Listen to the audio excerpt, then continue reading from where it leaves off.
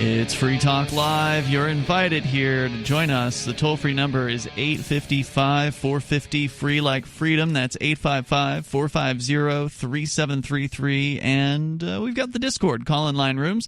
They're open and available to you over at discord.lrn.fm. We're changing things up a little bit here tonight with you in the studio. It's Ian. And Steven. And Derrick J. Steven and Derrick J. from AnyPay. Yeah. Now here on Fridays. We're changing. All right, upgrade. Happy Friday. We're changing things up a little bit. And I appreciate you guys taking your Friday evening off to come all the way out here from Taking Portsmouth. it off? What do you mean? We're working right now. Taking it off from whatever you would normally be doing on a Friday evening. I can't imagine what could be more fun. I know exactly what Derrick would be doing. Listening to Free Talk Live. Yeah, that's right. Oh, thank you. I appreciate that. So you guys used to be on Tuesdays once a month. You're now going to be on a Friday once a month.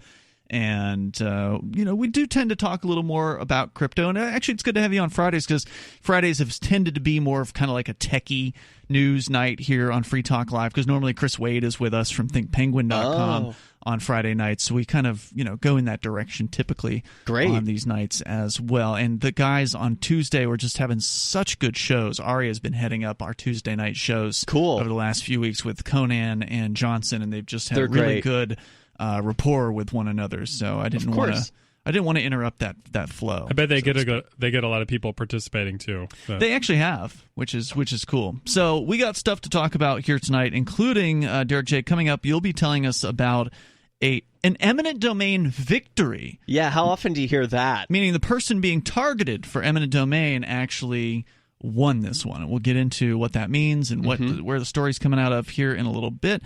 Plus, Stephen, you want to talk about robots. We'll get into that too. But, given that last night we aired the sad news that I'm sure many people are happy to hear it, but Christopher Cantwell, former co-host here on Free Talk Live, who has some pretty despicable beliefs. We fired him because he had turned into a racist a few years ago.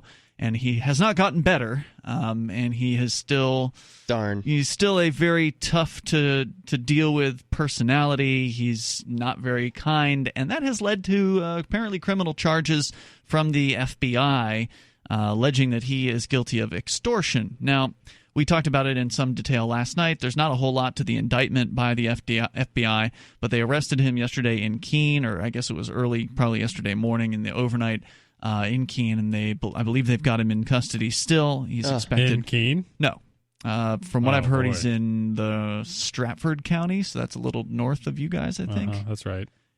So he's in that jail awaiting various whatever hearings, and, Chris has some really despicable beliefs, but I don't think that what he did in this particular case is a crime. He allegedly threatened a man with having sex with the man's wife in front of their children if the man didn't provide him with information. It's pretty despicable. It is. It's despicable, but I don't think it's a threat. Yeah, but if you want to look at what's going to get you arrested by the FBI, what is going to make people really not like you, and that is being a jerk, being despicable, not being nice. That's the crime. Yeah, so being a jerk is the crime. But it's being Chris Cantwell and being a jerk because the guy who calls this show and threatens Mark Edge and his family and has been doing so for years, they've done nothing to him. Well, also that guy did not bring a bunch of weapons to a military zone and get in some kind of weird pseudo Civil War skirmish. Right. The poor guy. I really feel bad. Cantwell? Yeah, I feel bad for him and his archetype. If I didn't know him personally, I would still feel bad for anyone in his position because it's just tragic that any person... I just imagine they had a bad upbringing and that it never really got better and that they never really found any good friends or support group. Nothing to get them out of this arrested development. And now he's arrested for real. So it's just really sad. I don't like to see this happen to anybody. And I would hope they could just all stop being jerks to one another and just everyone get along. I know, right? Unfortunately, everyone doesn't get along, and that's just sort of the way life is. And but you shouldn't have to go to jail. Well, I think the problem here is the credible threat part. So, people can call up Mark Edge and be like, "Oh, I'm going to do this or that," and you know that they're not credible. but Chris Cantwell makes a point of being a credible threat, right? Yeah. You know, and so like say you're the constitutionalist guy, and you teach people about the Constitution, and you carry a gun because you want to be a credible threat in case someone's a threat to the Constitution. Well, Chris Cantwell wants to be a credible threat in case like some peaceful people he doesn't like are hanging around, he says these things, and that so then you have to be someone took him seriously. You have to be arrested. Yeah. I just wish he could find peace. Me too. Unfortunately, it's in his name that he can't. He can't be well. Oh my gosh. Well, maybe he could change his name. That's what I told him a long time ago, that he should do that. I don't know. Maybe he'll take it seriously. Maybe he'll stop treating the police like they're his buddies, which is the direction that he had gone in over the last few years, where he, thought the police were somehow his friends. They're going to see right through that anyway. He thought that they really were, or was a tactic? I don't know if that was just what he was saying publicly, but I mean, His new personality is not libertarian in any way, shape, or form. He's lost whatever semblance of libertarianism that he once had and has embraced the state. And so he sees the police as his tool. This happens to a lot of people who come across the ideas of liberty. Does it, though? A lot of them? I mean, there's billions of people, and I would be willing to say that thousands of people come across the ideas of liberty. Yeah, some percentage of them. Maybe a couple million people every year. We've seen some of them flip over the years that we've been here in New Hampshire, but it's certainly not a large number of them. It's a very small number, but they tend to be prominent. There's these people who come in, and they're the kind of people who explore ideas in general, but aren't maybe necessarily looking for the answer. Isn't he the one who did the article on Stacey Litz, the Liberty Snitch? Cantwell, a long time ago. Liberty Snitch. Yeah, you're right about that. And now, well, anyway, I only bring that up just to sort of recap. I haven't heard anything new about it. I haven't had a chance. I've been busy all day today. I haven't had a chance to get into the PACER system, which is the federal government court document system that you can go into, by the way. They give you $15. I think it's a quarter.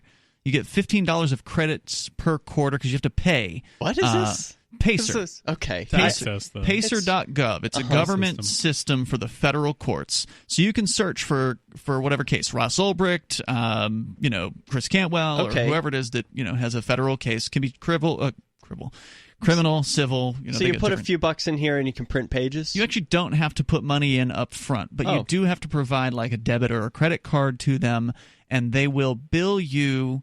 You get the first $15 for free per quarter. If you go over that much, then they will bill you for whatever it is. That's a nice government service. Yeah, government is a service. That's really nice. I've been thinking about this concept lately. Well, I don't know if I consider it nice to charge people 10 cents per page for a service that honestly should be provided for free. You should be able to just go and get service should be free. What are you talking about? Well, they're paying. Yeah, what kind of libertarian are you? Yeah, but we're paying for it. No.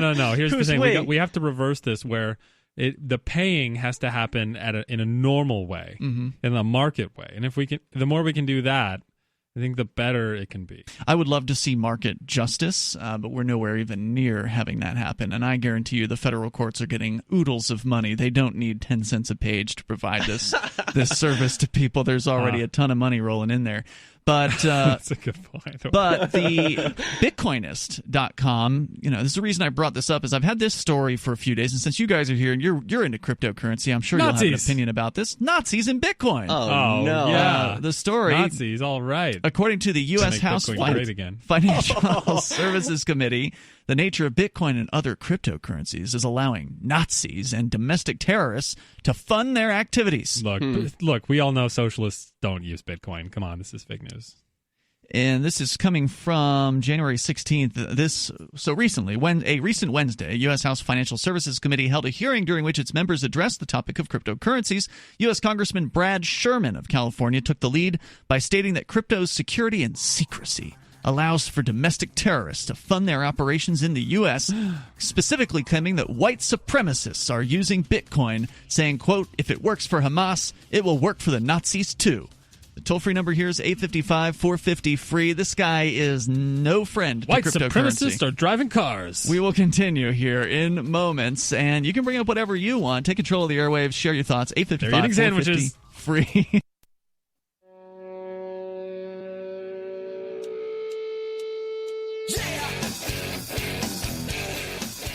Yep, it's Free Talk Live. You can bring up what you want here. The toll-free number is 855-450-FREE. We're talking about some fear-mongering out of the federal government. One of the representatives there is claiming that Bitcoin can be used by Nazis, so therefore we need to do something about it. We'll talk about that. And, of course, on the way, your calls and thoughts, 855-450-FREE. That's the toll-free line. That's 855-450-3733. The Edge wallet, great wallet. I used it tonight at a local bar here in town to pay for my breakfast because, that's what I like to do.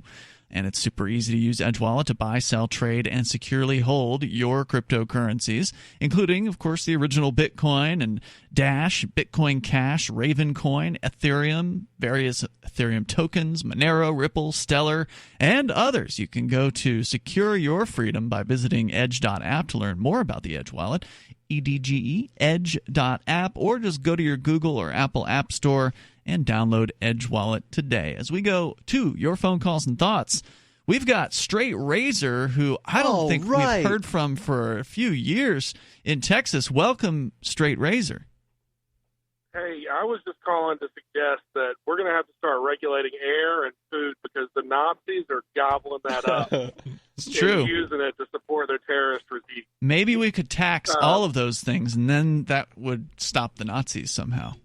If we just need a consortium of compliance where everyone who uses air makes sure to report on everyone else in case there's suspicious air use. Well, see something, say something. What you're going to have to do is you're going to have to get a government issue ID saying that you're not a Nazi in order to use a certain airspace. No, I think that's how it is in England with porn. Government ID. You got a license for that air. You have to have a. Don't you have to have a knife license in England too? I don't know. I don't even think Nazis can have knives in England. What I'm wondering is how many people actually believe this? Because you can literally do this with anything. Literally anything. You could say you could be against roads because it allows Nazis to travel or whoever to travel that you don't like. It's got to be at least 30 million people who buy into this. It's an effective tactic to throw mud on people and be like, oh, look at that. These people use Bitcoin and they're Nazis. And people so are so afraid it makes of a word association in people's minds. So they're like, oh, okay. They wouldn't be saying it like this unless they knew it was effective. Yeah.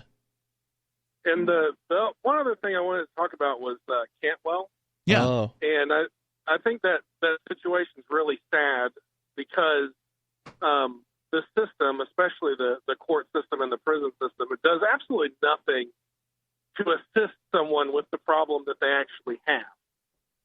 All you're really doing is locking them up with other people who have problems. So right, and you say this, by the way, just I recall your calls from the past. You are a former law enforcement officer. Far former at this point. There was no way to stop things that I was seeing, and there was no outlet. So there was no amount of activism that could stop that machine. You couldn't change it from the inside. You're saying it's sad that this happened to him, and it is sad. Yeah, it was basically I lost my job because I thought it would be wrong to put some underage individuals into the juvie system over a drink. Instead, I had them pour the drinks out and valet their vehicle, and unfortunately, that was the wrong action according to the chief. So, that's why you lost your job? Wow, Jesus. Seems like a decent thing to do. Yeah, that happened to me once when I was a teenager, where we got pulled over driving away from. I wasn't drinking, but there were some beers in the back of the truck, and officer just emptied out the beers and let us go, and that was the end of that. And problem solved. It's kind of the same thing with marijuana or any other illicit drug. Most of the time, if I found somebody with those, because if you know from past calls, I'm not against somebody doing what they want to their own body. Right. So that it really just put me in a really tense position. How did they find out? Hold on, before you go on. How did they find out you had done that? How did the young people go and report you? Like, oh, this cop didn't arrest us. Like, how did that happen? Did you have a partner who was with you who snitched you out? Yeah, there were multiple officers there. It was a checkpoint. Oh. So in the end, that was kind of what, they didn't fire me, but it was to the point where it was kind of like either resign or we're going to take action. So I see. It's sad because all the money that is spent arresting individuals who have legitimate drug problems, mind you, not someone who just, lights up a joint on a Friday, Saturday night, or, someone who has a legitimate problem. They don't get any help from the system. You lock them up, and then they sit there with other people who have the same problem. Right. And then they don't get any assistance getting their life together while they're in prison. So most of the guys that I saw on a regular who were repeat offenders, they didn't even have an ID because they were not allowed to apply for one while they wouldn't be helped to apply for one while in the system. Right. So you get out with a prison ID, and then, so how do you get a job? They're just completely stuck. Wow. And then the court has to spend so much on keeping them there all the time when they could spend just a little bit on helping make their lives better and putting them in. Hey, Straight Razor, Derrick J here. You used to make the best calls into Cop Block Radio back when that was on air. I wonder if you have any regrets. Like maybe you've seen the movie Schindler's List, where he is able to he's able to save some of the Jews from the horrors of the Holocaust, but not all of them. And it's because he stays in the system and doesn't allow all of them to get through that he's able to save so many. Do you think that you could have done more good in the police force if you had, when other people are looking, done what the police wanted you to do in order to have more time to free people when they're not looking? Do you know what I'm saying? So what I was caught for was maybe 1% of what I actually did. Okay. So, yeah. The policies may say anybody who's going 20 miles an hour over the speed limit, technically that's a felony stop. That's a felony where I was. So I wouldn't start to worry or pull somebody over until they were doing 30 to 35 over. Because at that point I start to worry that there may be something wrong. Right. So I'm at least wise going to contact you if I've pulled over people who are bleeding, practically bleeding to death. They're running 35 miles an hour over the speed limit because they're trying to get somewhere. Wow. And at that point, it's safer for me to take them in my car, which has lights, sirens, and everything else, and get them to where they need to go, as opposed to them getting in an accident or something else. So, for 1% of my actions, I was, having to resign. So at that point, it was kind of like, for my safety, because I'm going to end up in the system, then what good is it? Straight Razor, do you want to stay and talk a little bit more about, what's going on with you now, or do you have to go? It's up to you. That's fine. Let's do whatever we need to do. Stand by. More with Straight Razor. Former law enforcement officer from Texas had to leave because he was doing the right thing. And that's law enforcement for you today. 855-450 free like freedom. You can bring up what you want. It is Free Talk Live. Bitcoin.com has launched a trading platform at local.bitcoin.com, allowing you to buy or sell Bitcoin Cash via dozens of payment methods like PayPal, Venmo, bank deposit, remittances, or meeting in person with cash. There are no ID requirements to sign up for and use the site, and all communications between buyers and sellers are encrypted. Finally, a global trading platform that respects your privacy. Visit local.bitcoin.com to get started trading Bitcoin Cash. local.bitcoin.com. It is Free Talk Live. You're invited to join us here. If you want to, you can take control of the airwaves toll free at 855-450 free like freedom. That's 855-450-3733. Here in the studio tonight, you've got me, Ian. And Steven Zeiler. And Derrick J. Also, the next generation wallet is coming from Divvy. In just a few taps, you'll be able to spend, earn, store, and exchange digital money in seconds. Divvy says you'll be able to send money around the globe in only a swipe and instantly exchange between Divvy, Bitcoin, and fiat currencies like the dollar in the mobile app and then withdraw directly to your bank account. There's no need to wait, though, as Divvy already offers the first one-tap solution for earning passive income with their multi-tiered masternodes allowing anyone to earn by supporting the Divvy network. When the new Divvy wallet launches because of Divvy's relationship with Western Union, Divvy will be in 200 countries, including the United States. You can learn more at divvyproject.org. That's divvyproject.org. As we go back to Straight Razor, former law enforcement officer there in Texas, ended up having to resign because you did the right thing and you let some young people dump their beers out. And then apparently your coworkers saw that happen and you got reported. They then asked you to resign, and which was basically, before they were going to do something worse to you, like make your life a living hell. And so you did. And this was how many years ago now? I mean, it's been a while since you've called the show, because I remember the last time you called was a few years back, and you were already moved on at that point. So how long ago was this? That was probably, I want to say, 2015. 2015. Yeah, so about half right. a decade ago. And what did you end up doing? Are you in private security now? What are you doing these days? Immediately after that, I did private security. Cool. But the industry has such because I would have preferred to start a company, but that industry has a massive barrier to entry with all of the licenses that you have to get in order to run a security company. Mm-hmm. I mean, you're talking a ton of money and then you have to survive until you get the contracts that allow you to pay that off, which was not a risk that I was willing to take. So after that, I moved on into the construction industry. Oh, okay. And currently looking for the next step, because it's not necessarily a fun industry either. Yeah, I bet. All right, cool. So what else did you want to share tonight? Was there more, your thoughts on Bitcoin, or what else did you have to He started with Chris Cantwell, that was right? What I was, it's just a sad situation for Chris Cantwell, because, like I said, he's going to get no good from where he is, where he's going. Right.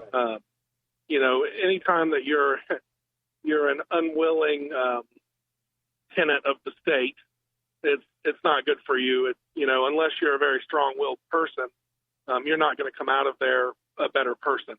As far as Bitcoin goes, my only question about Bitcoin is Bitcoin. I've thought about investing in Bitcoin, but obviously Bitcoin has gotten really expensive. I wish I would have bought in 2006, 2007, before it had the boom.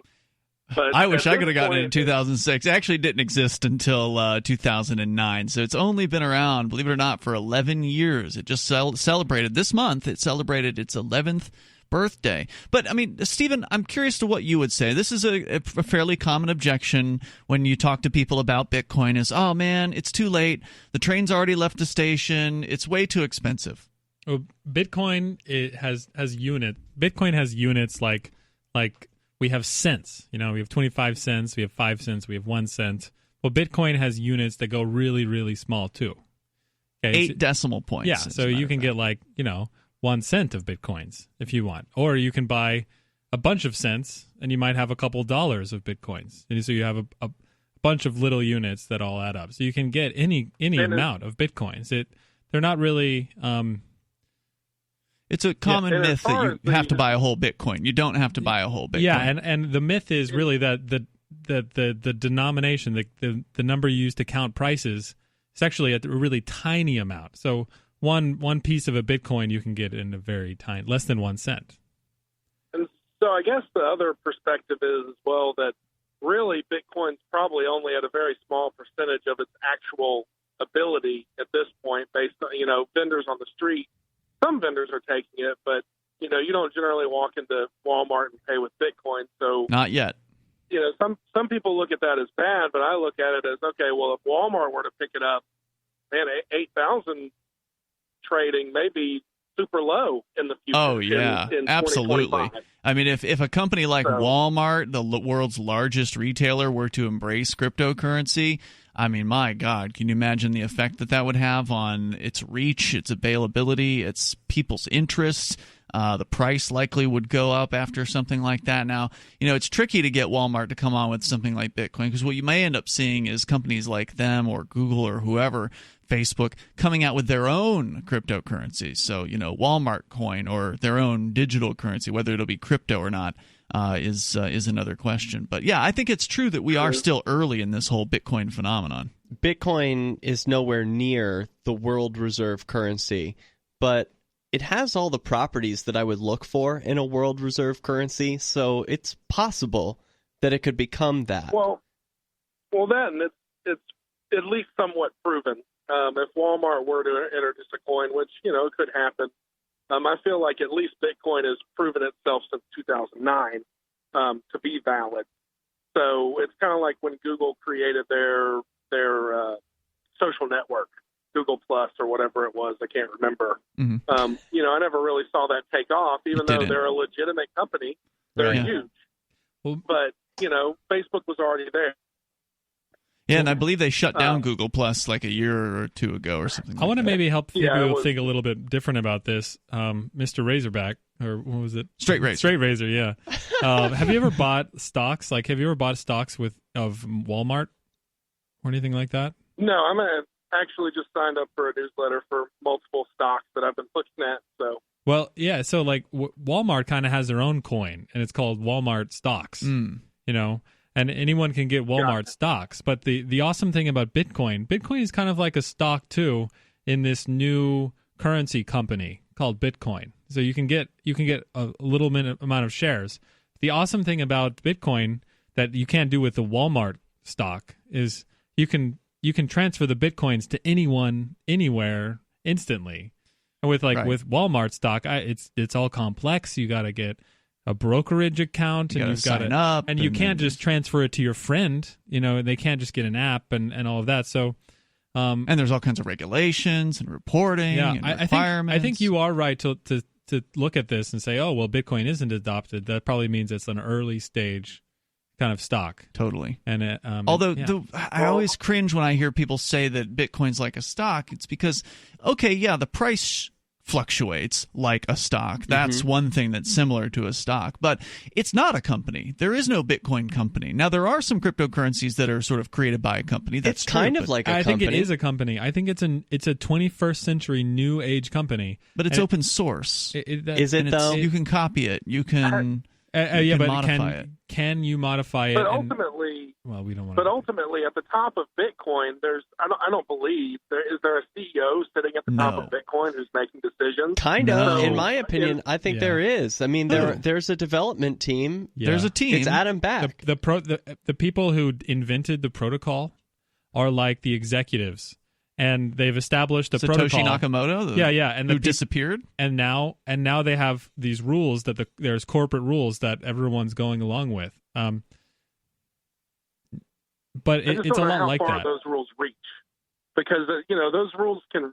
It just depends on how far those rules reach, because the rules with Walmart can reach company wide and truly. So if you were to buy a Walmart coin if they came out with it, and then Walmart as a private entity just decided, well, your coin's really not worth that anymore because, we want to sell products for more coin or whatever.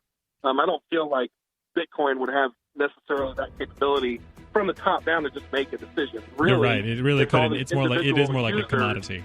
Well, the Bitcoin programmers cannot decide the value of Bitcoin. Only the market can decide that. But they can certainly hurt Bitcoin by making it crippled and making it difficult to use, which arguably they've done over the last few years. Hey, Straight Razor, great hearing from you. Thank you for the call and sharing your thoughts here tonight. We can continue. We'll take your calls and thoughts as well. 855-450, free like freedom. Free.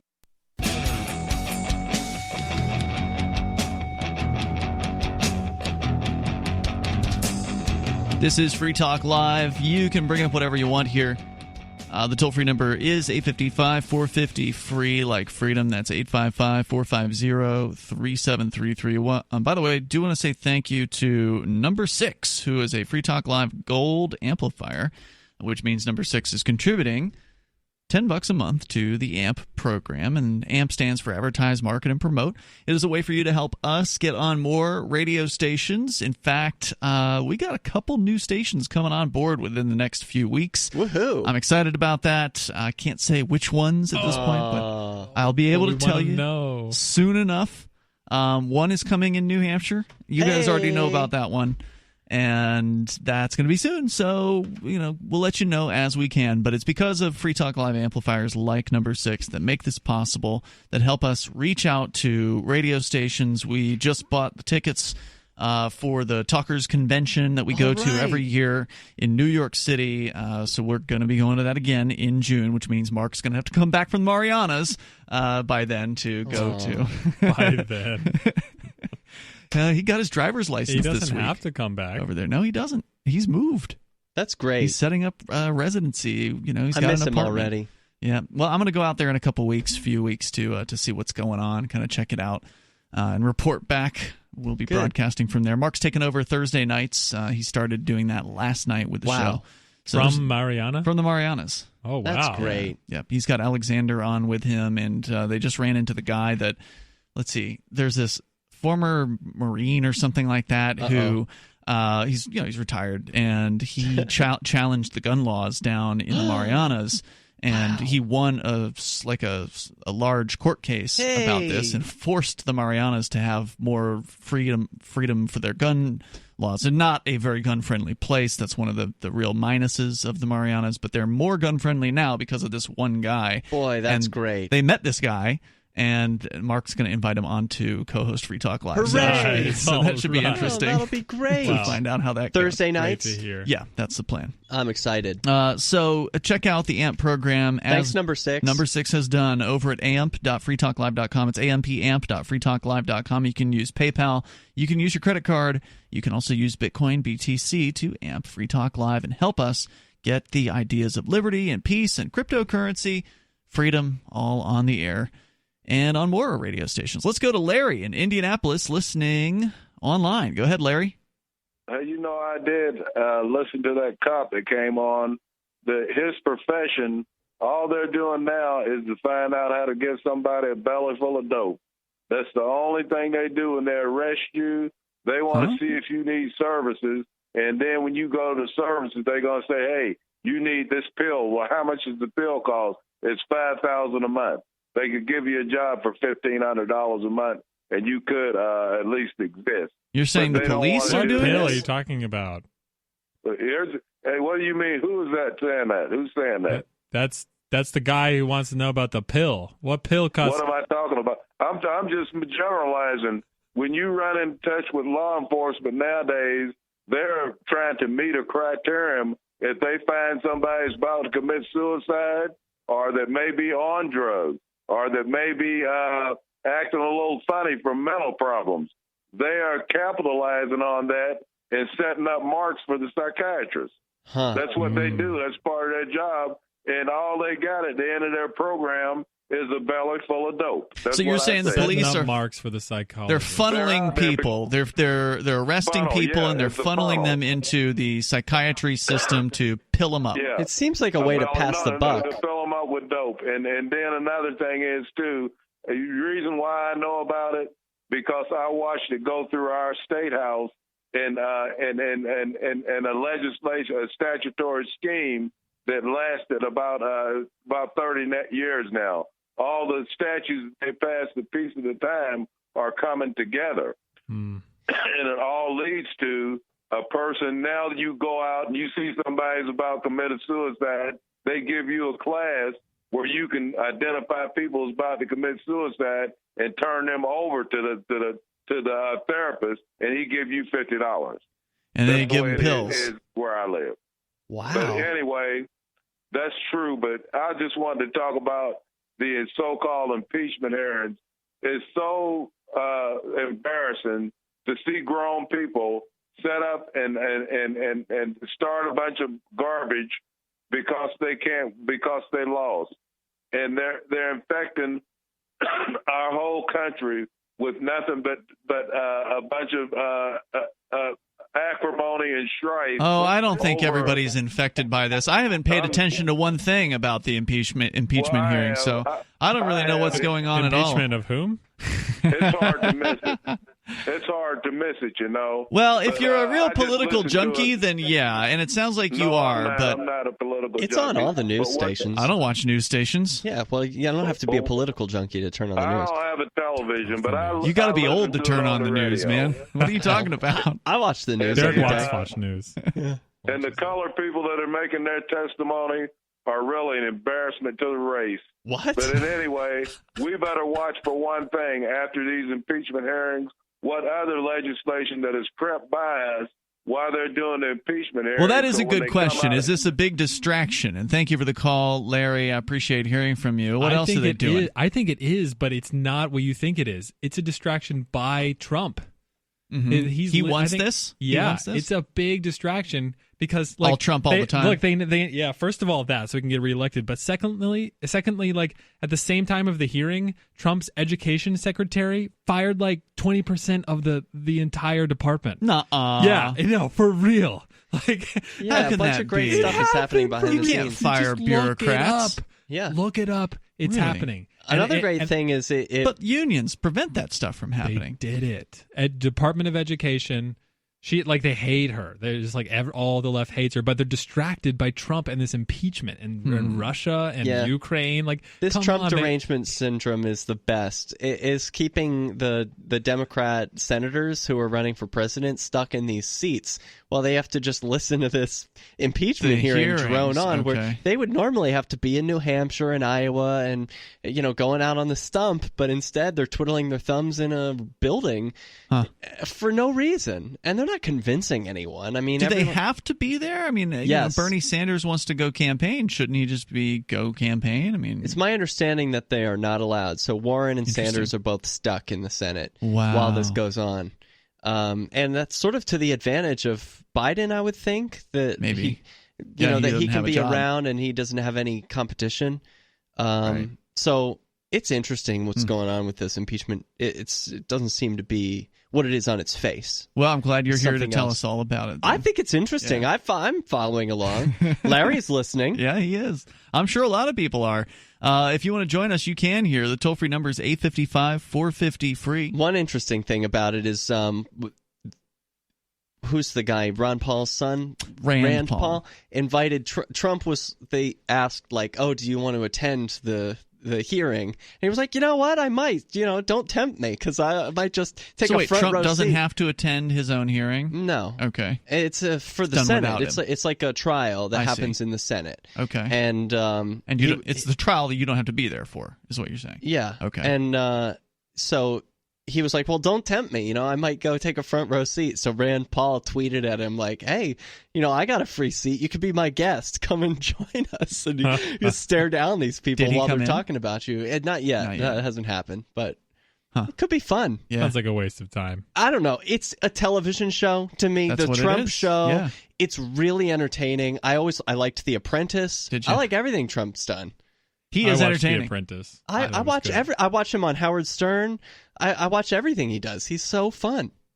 I got to give you agree with that. I mean, I don't agree with a lot of the things that he's done, but then Of again, course. Oh, speaking that's of true what of all he's done, presidents. I was online buying a Bitcoin miner the other day. Really? Well, I didn't buy it because I didn't have enough money because I get to check out and it says now there's a 25% tariff. From China, right? Yeah, that you have to pay. Anything Yeah. from China that you import now, they'll ship it for the price, but then you have to pay 25% more. Which of course goes to to Trump. the government. Yeah, Boo. right to them. Yeah, it's and too so bad. they get that money because I can't do business with China. So you now. said forget it.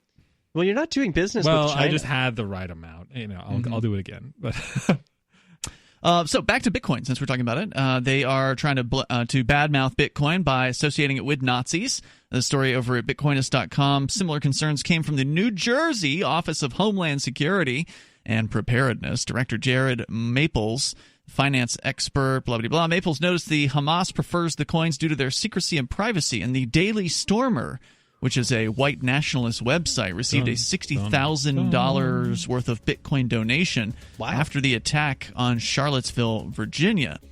The toll-free number here is 855-450-FREE. Coming up, Stephen, you want to talk about robots. Since we're talking tech, we'll get into that, see what's going on in the world of I love robots. And are you scared away from Bitcoin because some Nazis allegedly use it? You can join us here at 855-450-FREE. Hour number 2 is next. This is Free Talk Live. Are you sick of hearing the same crap on libertarian podcasts? Inside jokes, interviews of the same person you've heard 50 times? Then you need to listen to the Lava Flow podcast. No nonsense and to the point. Get the information you need and get out. You won't hear the latest libertarian circle jerk news here, but instead hard-hitting anti-statist news with me, Roger Paxton, shooting from the lip. LAVA stands for Libertarian, Anarcho-Capitalist, Voluntarist, and Agrist. And if you think you fit any of these categories, then this is the podcast for you. Listen now at thelavaflow.com to find out what's rustling my jimmies, what's in the news, the latest bad cop, stupid stuff statists are saying, and so much more. You can find out more and subscribe on any podcatcher at thelavaflow.com. That's thelavaflow.com. Part of the Pax Libertas Productions podcast network.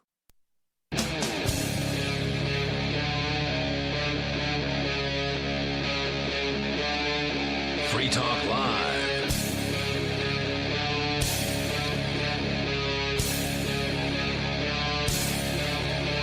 It's Free Talk Live. You can bring up whatever you want here. The toll-free number is 855-450-FREE like freedom. That's 855-450-3733. With you in the studio tonight, you've got Ian. And Stephen. And Derrick J. That's Stephen and Derrick from AnyPay. And, of course, we'll catch up with what's going on with AnyPay, or at least a fraction of it, because we can't cover it all. Otherwise, it would be 3 hours of all AnyPay talk here on Free Talk Live, because there's so many cool things that you guys are doing to help people accept cryptocurrency at the point of sale.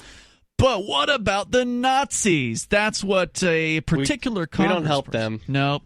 And you know what? They don't need any help. They should. They definitely need help. They should go and try to from us. Go have their own life somewhere else. They need to have their own little Nazi village where they can keep people out and whatever. Maybe they'll be happier that way. Aren't there any Nazi villages? Are there any? Probably places in Austria. In the world? That's a good question. Well, there was the all of Austria, or in Argentina. Yeah, because some of them went down to South America, right? They escaped from Germany and went down to South America. Yeah. Are there any safe places for Nazis in the world? Safe space. Nazi safe space. So there was a brief story here at Bitcoinist.com talking about this guy named Brad Sherman. Now, have you guys heard of this Brad Sherman character before? Yeah, he loves writing regulations. He is a bad congressperson who hates cryptocurrency. Yeah, he's rather authoritarian. Oh. He's now trying to tarnish Bitcoin's name by associating it with Nazis. Who are his top donors? Good question. So I wonder, these politicians, they're like NASCAR drivers. They have always got people sponsoring them to do their dirty work. So I imagine he's working on behalf of some company probably in some this banks effort. or something like that, right? Exactly. Chase or something. Yeah. So there's some committee or whatever in Congress, the U.S. House Financial Services Committee, was talking about this recently, and they agreed that they're trying to fight terrorism, and they said they would be mindful of the privacy of crypto users who have nothing to do with such groups. So far, the most effective course of action against Nazi groups was to cut off their funding in the U.S., and have managed to collect donations via channels like PayPal, as well as earn it through advertising on platforms. Talking about the Nazis. I'm curious about Nazis. Is it illegal to be a Nazi in the United States of America? It is not. But as Chris Cantwell learned, it is difficult to be a Nazi, and it shouldn't be easy to be a Nazi. No. So I don't oppose these private companies who are saying, well, we just don't want to provide you with services. We don't have any obligation to do your payment processing. And, we're PayPal. We're doing fine. We don't really need you. So have a nice day. And I want to speak to investors of Bitcoin, too. Like, forget about all this FUD. And fear, uncertainty, and doubt. Yeah, all this fear and Nazis and all that. Money that is good for Nazis is money that's good for you. Why? Because the best money is the money where you can use it wherever you go. And everyone cooperates through it, and everyone uses it. And the best money is going to be the one that doesn't cut people out and exclude people, It's going to be like everywhere you go, you hand over a $20 bill, everyone knows what to do with that. Yeah. And it doesn't matter if they're a Nazi, and no one's thinking about the politics of the other person when they hand over a Ben Franklin. You know, it's money is good everywhere. And so if That's you're, kind of the point if you're of buying money that can be shut off like this, you're buying money that's not going to be a good investment. Right. Compared with other It's money. risky. That's risky. Yeah. And so it doesn't just speaking to the people who are afraid of buying Bitcoin because of this, the reason that simply the fact that these Nazis can use Bitcoin makes it a good investment and makes it a better form of money. It's a hallmark that anyone can do this, even people who are despicable have access to this because no one can be stopped. There's no one out. There's no authority out there that can say, whoop, you can't have this Bitcoin. Now, there are some centralized exchanges who may try to stop certain clients from coming in. So Coinbase, for instance, may have an anti-Nazi policy or whatever, but there's nothing that can stop anybody from opening up a cryptocurrency wallet and receiving and sending Bitcoin or other cryptocurrencies. Well, personally, I wouldn't want to do business with anyone who's a Nazi, so I wouldn't be handing over Bitcoin to them. Right, I wouldn't either, knowingly. But I wouldn't hand over dollars to them either. Like, I just don't want to do any. I don't want to have any. But as somebody who association. sells Bitcoins regularly, that's something that I do as part of my mission with the church, because I think getting cryptocurrency into people's hands, into the individuals, is a way to actually do damage to the evil of the state by putting value into the individual's hands. I think that's an important thing to do. I don't ask people what their plans are with the Bitcoin. Yeah, but and it's none of my business. But what would you think about adding a stipulation like, also, don't do business with me if you're a Nazi? Yeah, if somebody came in with a swastika on their shirt, then I would probably not sell to hey, them. I think you're up to no good, man. I don't know what you're up to, but it's probably not good. Yeah, I don't want to feel uncomfortable about selling somebody Bitcoin. Yeah. I won't do it. I went to that straight pride parade in Boston when that happened, and there was one guy with a Nazi swastika tattoo on his ankle, and he was kind of ostracized from the rest of the group. Like, no one really wanted to hang out with him. I was freaked out. Really? Yeah, I don't want to freaked out by him. He wasn't particularly scary. Like, he was wearing a Boston Red Sox jersey or something, so not like a scary dude, but that symbol being on his body, it was icky. It was repelling, and I would want to cut those kinds of people out from my life. Like, you say, oh, these people can use Bitcoin too, but it's like, yeah, but I don't want to give them any Bitcoin, and I don't want to. Yeah, but that's not the point. He's not saying you should. I'm saying just the fact that they can makes Bitcoin better. It's an indicator. And look, cooperation is better.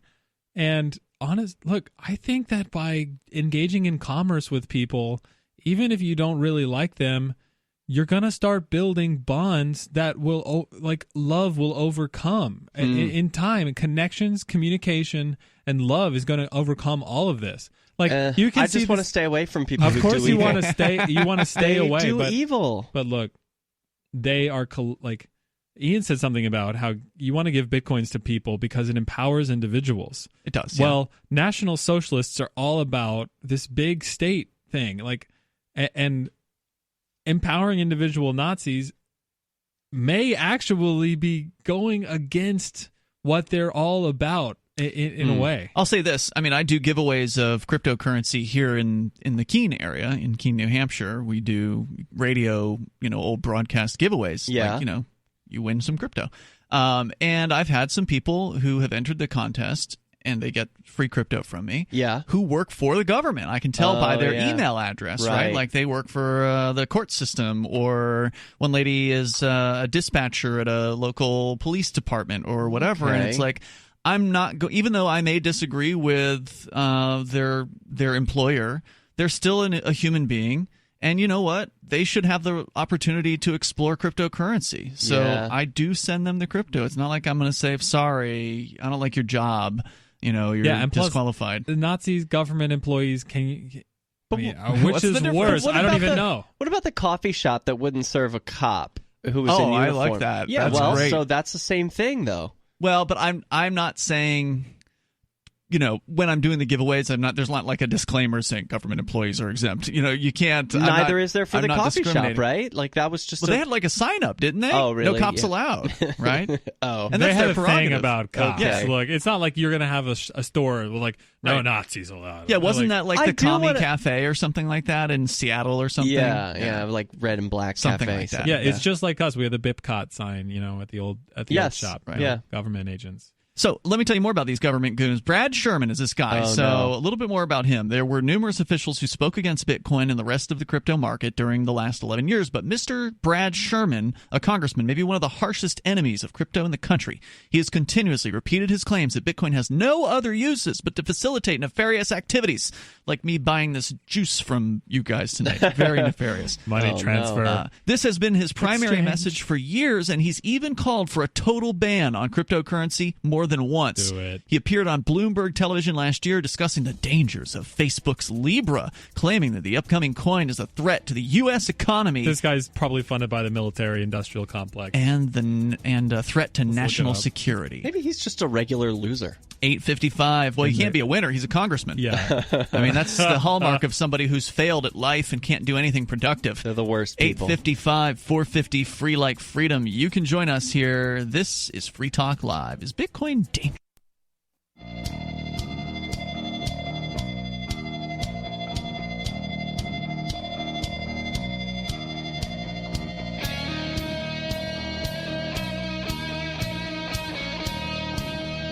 Free Talk Live. You dial toll-free. Join us here. The toll-free number is 855-450, free like freedom. That's 855-450-3733.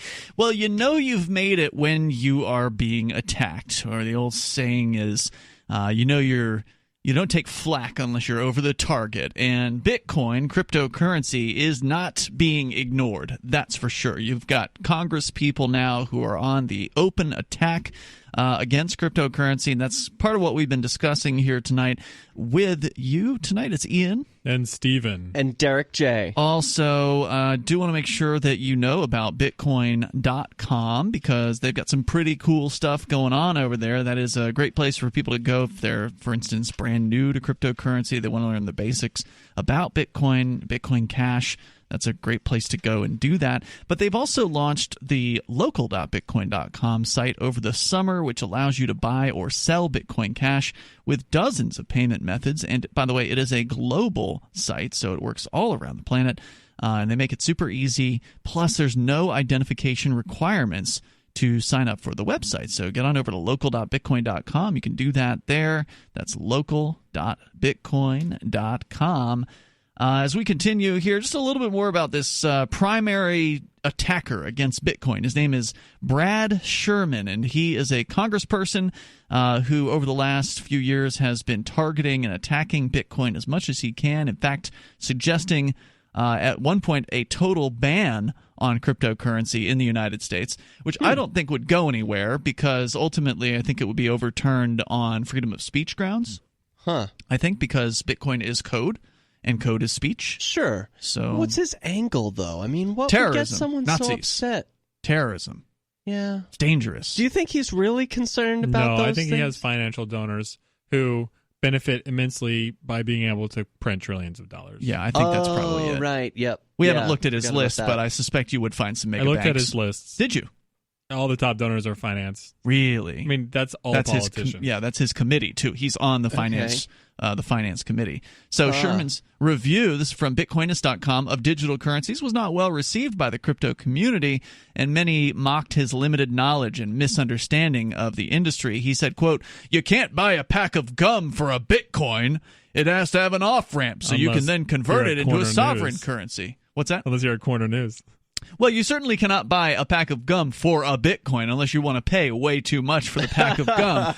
You would have to pay a fraction of a Bitcoin in order to get a good price on the gum. But yeah, you can do that here in Keene. Not only Corner News, but there's a second convenience store now, Campus Convenience, that accepts cryptocurrency. Now, if you're going to pay with Bitcoin, you're probably paying too much because the fees are just so high. Well, you're using one of the Bitcoins. You're using the original cheap Bitcoin, Bitcoin Cash. Well, yeah, you can use Bitcoin Cash, and I think they're taking SV at the Campus Convenience. I could be wrong on that one. But and now there's going to be a third convenience store coming later. We can't say a whole lot about exactly when, but sometime this year there's going to be likely 3 convenience stores in Keene, New Hampshire, in this one little town that all take cryptocurrency. While the general attitude towards crypto appears to be changing around the world, the U.S. still stands strong in its decision to try and outlast the storm. It still lacks regulation and does not seem to be concerned about losing businesses that are leaving the country in favor of crypto-friendlier environments. Oh, my God. I can't believe that anyone would even say this nonsense. They're like, it lacks regulation, therefore it's not crypto-friendly. It's like, anyone who's leaving America to a place that has Bitcoin laws because they have Bitcoin laws is not very interesting and probably weren't going to be making something good in Bitcoin anyway. Like, hey, what do you mean? Devil's advocate, New Hampshire has some Bitcoin laws. They say... No, New Hampshire's laws are there are no Bitcoin laws. Yeah, well, that's there was the wait a minute. There was the law that made it so that cryptocurrency only businesses are not subject to money transmission rules. Yeah, and what Hampshire. about Wyoming? People go there to do Bitcoin stuff. Yeah, Wyoming Kraken. is arguably the most friendly state to cryptocurrency based on statutes, based on governmental rules. Some people they just like the clarity and basically the clarity. Well, there's rules here. I understand what they are. They're written on paper. Yeah, and I don't think you should have to write laws in order to be friendly towards something, because having no laws is actually a good I just thing, don't but... think that this is correct, that people leave because of the existing laws, not because of the lack of them. Yeah, okay, that's a good point. It's because it's not this. It's not what they're saying. They're like, oh, they're leaving because of the lack of regulation. It's like, oh, did Shapeshift leave New York City because of lack of regulation and regulatory clarity? No, they regulated them out of New York. Yeah, exactly. It's not that America and every other business, by the way, the New York bit license. So that's the difference, right? So like we're talking about the bit license, which came about in 2015. It was the first of all the 50 states to do any kind of regulation of crypto. This is what they're saying. They're like, and companies want to move to places like that. No, I don't think that's what they're saying. They're looking for places that are overtly friendly towards cryptocurrency. So what happened was New York passed the bit license, and for listeners that aren't familiar, it basically costs at least $100,000 to kind of go through the application process. You got to get an attorney, and of course now the guy that was the New York State regulator is now approving a private the licenses, attorney. right? No, he's now a private attorney who is helping helps you people. guys He's also on the board of Ripple. That's the same guy, yeah. And so he's totally used Lawson? this to... Yeah, that's his name, I think. Yeah. Lawsky. Yeah. Perfect name for this guy. Yeah, it is. Lawsky. You can't make this stuff up. So that was a very harsh and regulatory kind of structure that was created, and it drove businesses away. So if you try to use Shapeshift's website from New York, they will tell you sorry. Yeah. And also I think Washington State, for whatever reason, they're also not doing business in Washington. Just because. Maybe. But I think they've passed some other similar legislation there. But New Hampshire kind of went and did the opposite of that. Yeah. Where New Hampshire said, we're not going to regulate, because there was accidentally a regulation passed that applied to cryptocurrency, apparently, and then so they undid that. Oh, good. And at the same time as undoing that, they passed this rule that says, if you want to open a crypto exchange here in New Hampshire or any other business that's crypto only, you will not be subject to the banking regulations, basically. You will not be subject to money transmitter rules. And so that actually inspired some businesses to do things here in New Hampshire as opposed to going elsewhere. You mentioned Wyoming as well, Derrick J. That inspires me to do more here. Right. And so Wyoming did more than New Hampshire did, apparently. Yes. They had like a whole package of legislation. Now, I don't know what it was. I can't tell you off the top of my head they did A, B, and C, but I remember speaking with Caitlin Long, who is one of the authors of this legislation, and she's like a crypto chick who used to be in the financial business in New York, so she kind of like knows people and I think generally they took the like square peg of Bitcoin and fit it into the round hole of like laws. So they were like, okay, we'll make this work. We'll write down what these specific things they did are. We need to find that out. They just made it familiar to the legislators. I think there's they just something. used legalese. You need to research what it was that they were there's some specific benefits to locating there, which is why Kraken is apparently moving their operations to Wyoming as a result of this. Yeah. So anyway, the point is, I don't support government rules and regulations generally, but if you can somehow use those rules to loosen up regulations on certain industries, then that's a good thing. We want to have fewer regulations, and certainly the crypto business wants that too. So hopefully New Hampshire will continue in that direction. And it also usually means that the legislators who do this sort of thing are also into cryptocurrency. And that's not a bad thing to have happening either. And they are here. Several of them here in New Hampshire are. There's more coming up here, 855, 450, free like freedom. You can join us on Free Talk Live. We'll talk. The next generation wallet is coming from Divvy. In just a few taps, you'll be able to send, earn, spend, and exchange digital money in seconds. Send money around the globe with only a swipe. Instantly exchange between Divvy, Bitcoin, and fiat right in the mobile app, and withdraw directly to your bank account. Divvy already offers the first one-tap solution for earning passive income with crypto. Multi-tiered masternodes allow everyone to partake in the network. Visit DivvyProject.org. DivvyProject.org. It's Free Talk Live.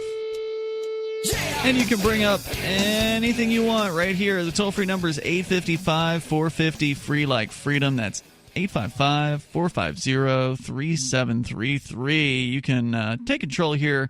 And with you in the studio tonight, you've got Ian, Steven Zeiler, and Derrick J. Coming up in, I don't know, less than a couple months from now, LibertyCon is happening in 2020. It's going to be April 3rd through the 5th in Washington, D.C. Here's an update from LibertyCon. They're going to have some debates at the event. We've been telling you about who some of the speakers are going to be, but they're apparently going to be featuring David Friedman and Timothy Sandefur. David will argue that government isn't necessary, while Timothy will argue, sadly, that he thinks government is necessary. So this should be a fun discussion. Second, they're going to have another discussion. Someone's got to take the other side. With the question, does capitalism require government intervention? In this debate, Gene Epstein, the economics editor for Barron's, will be debating Stephen Pearlstein of the Washington Post. Epstein will argue against intervention and Pearlstein in favor. John Mackey, the Whole Foods CEO, will speak there at the event as well on conscious capitalism. You can be a part of LibertyCon. It's coming up April 3rd through the 5th in D.C. If you want to network with more than 70 pro-liberty organizations for career advancement, business, or internship opportunities, this is going to be a great event to attend. I'm looking forward to it. I've never been to this event before, and we will be broadcasting from LibertyCon. So go to libertycon.com, and you can use code FTL to save $10 on the already shockingly affordable prices there. It's less than $100 for a 3-day long convention. I mean, that's just how do they do it? No coffee. I think they're taking. I think it's because they have so many sponsors. I mean, there's going to be 70. There's going to be 70. So groups make it up there. In volume. I think that's what they're doing. I think that's awesome. They're passing on the savings to their or tickets. It's a con. Could be. We'll find out. I'll let you know. LibertyCon.com. Use code FTL. Get that discount. We'll see you there. So we're going to talk about robots here in a moment, but Kirby's up first in Indianapolis watching on YouTube. Go ahead, Kirby. Hey, what's up, gentlemen? Hey, Kirby. I wanted to applaud the gentleman who called in earlier as a former policeman. Yeah. I want to applaud him and tell him thank you. Nice. Yeah. I absolutely. also wanted to make you guys aware. I don't know if you're familiar with Jane Elliott, and I'm going to try and make this quick, but I who's spent that? yesterday. She's a diversity trainer. She does a thing called the Brown-Eyed, Blue-Eyed Project. It is look it up. It will break adults down to tears. What is she doing? What does it do? What she does is she started this back in '68. She used to be a school teacher, and she was trying to figure out a way to teach her students what it was like to be black. So she separated them by eye color, and she put the brown-eyed students in the position of the dominant society and the blue-eyed students in the position of black people. They ran her out of town, but she still does this. But that prompted that after binge watching that yesterday, I woke up this morning and I found Senator Erin Houchin of Indiana, a young lady, and I use that term loosely. Mm-hmm. She proposed a bill to begin locking up children as young as 12 in adult penitentiary. Oh, my. Charging them as adults and locking them up. 12-year-olds. That's crazy. Whoa. It's online. You can look it up and read it for yourself. But after I heard the police officer call in and I saw this, the two kind of dovetail. Yeah. Because he was trying to do the right thing, but doing the right thing is not always doing the right thing, if that makes sense. Mm-hmm. Well, in his case, he was doing the right thing, and they punished him for it. Well, what he's saying Right. is he shouldn't have done that. He should have tried to bide his time and do the right thing in private. No, I agree with what he did, Okay. and I understand it. But what I'm saying is that from the point of the powers that be, when you do the right thing, but the right thing is against what they want, you are not doing the right thing, even though you did what was legal and what was fair. But they don't want police officers who are fair or who have any kind of compassion or humanity to them. They want officers who are going to blindly follow orders without any kind of, like you said, compassion behind it. They just do what they're told, get in line and obey. That's the kind of officer they're looking for. They don't want independent thinkers. The people who run the system, the people who set the rules, the people who want to crack down on freedom, they don't want independent thinking police officers. That's why there's certain departments that don't let smart cops in. They don't let people who score high on an IQ test, for instance. They don't want to have somebody who's likely to critically think, who's likely to, question their orders. They don't want those people around. They're problems. Yeah, of course they are, because they do the right thing. They think or they for could. themselves. Yeah. They have a much higher propensity to do the right thing or think for themselves. Yeah. And thinking for yourself is illegal in America these days. Scary. Kirby, thanks for calling and sharing your thoughts with us here tonight. I appreciate it. The toll-free number is 855-450-FREE. That's 855-450-3733. All right, Stephen, tell me about robots. Oh, yeah. Okay. Well, first of all, robots are all over your life, and they're removing things that you have to do. You just don't see them.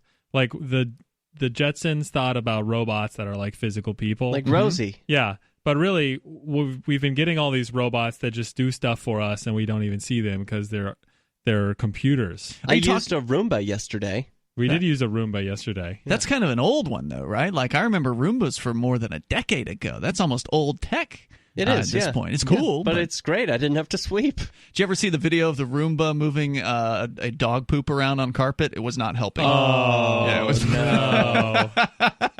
A robot. No, that's bad. Rosie wouldn't do that. It made things a lot worse in that instance. Well, like what do you mean invisible? I hate the ones on the phone. So there used to be robots we want to replace people that we don't like, right? So you're talking about anything that automates life and makes things easier? Are you considering that to be a robot? I do consider those to be robots. For instance, you used to have to talk to a cashier when you wanted to buy something, but now you can just grab something and your phone knows how to talk and pay for it. So and just go. Like Amazon, where they've got this new store where people can go in, they sort of ding in with their Amazon app on the phone, they load up their cart or whatever, and then they just walk out with the items, and it automatically through RFID or whatever tech, pings their credit card. Is that what beautiful. You're talking about? Well, I don't know, but somehow my phone has figured out when I like to leave work and go home, and it starts telling me like what the traffic's like, when when it's about time to go home. They're like, it's going to take you about a minute to get home, because I live pretty close to where I work. But I love that. That's an invisible robot. I didn't ask for this. There was another example of something like that where Matt, my roommate, and I, we were sitting just kind of hanging out in the studio after one of the shows, and I forget, we were talking about a song or something like that, and maybe we heard it or...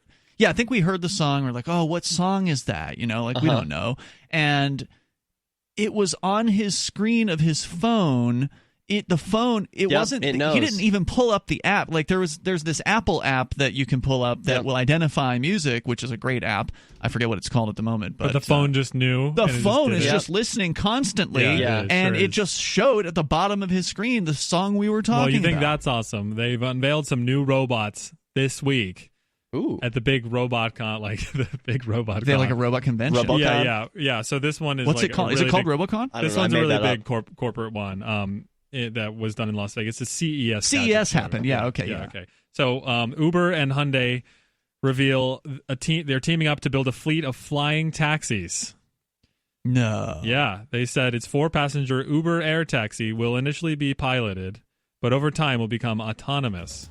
Uber says it wants to conduct demonstrations in 2020 and make vehicles commercially available as taxis in 2023. Oh, my. Air taxis. I'll tell you more about that when we get back. Yeah, and if you've got some, like, robot, news or information that you want to share, like, what is it that you're excited about in the world of robotics? I have more robots. Yeah, you share your robots. 855-450-FREE. That's 855-450-3733. It's Free Talk Live.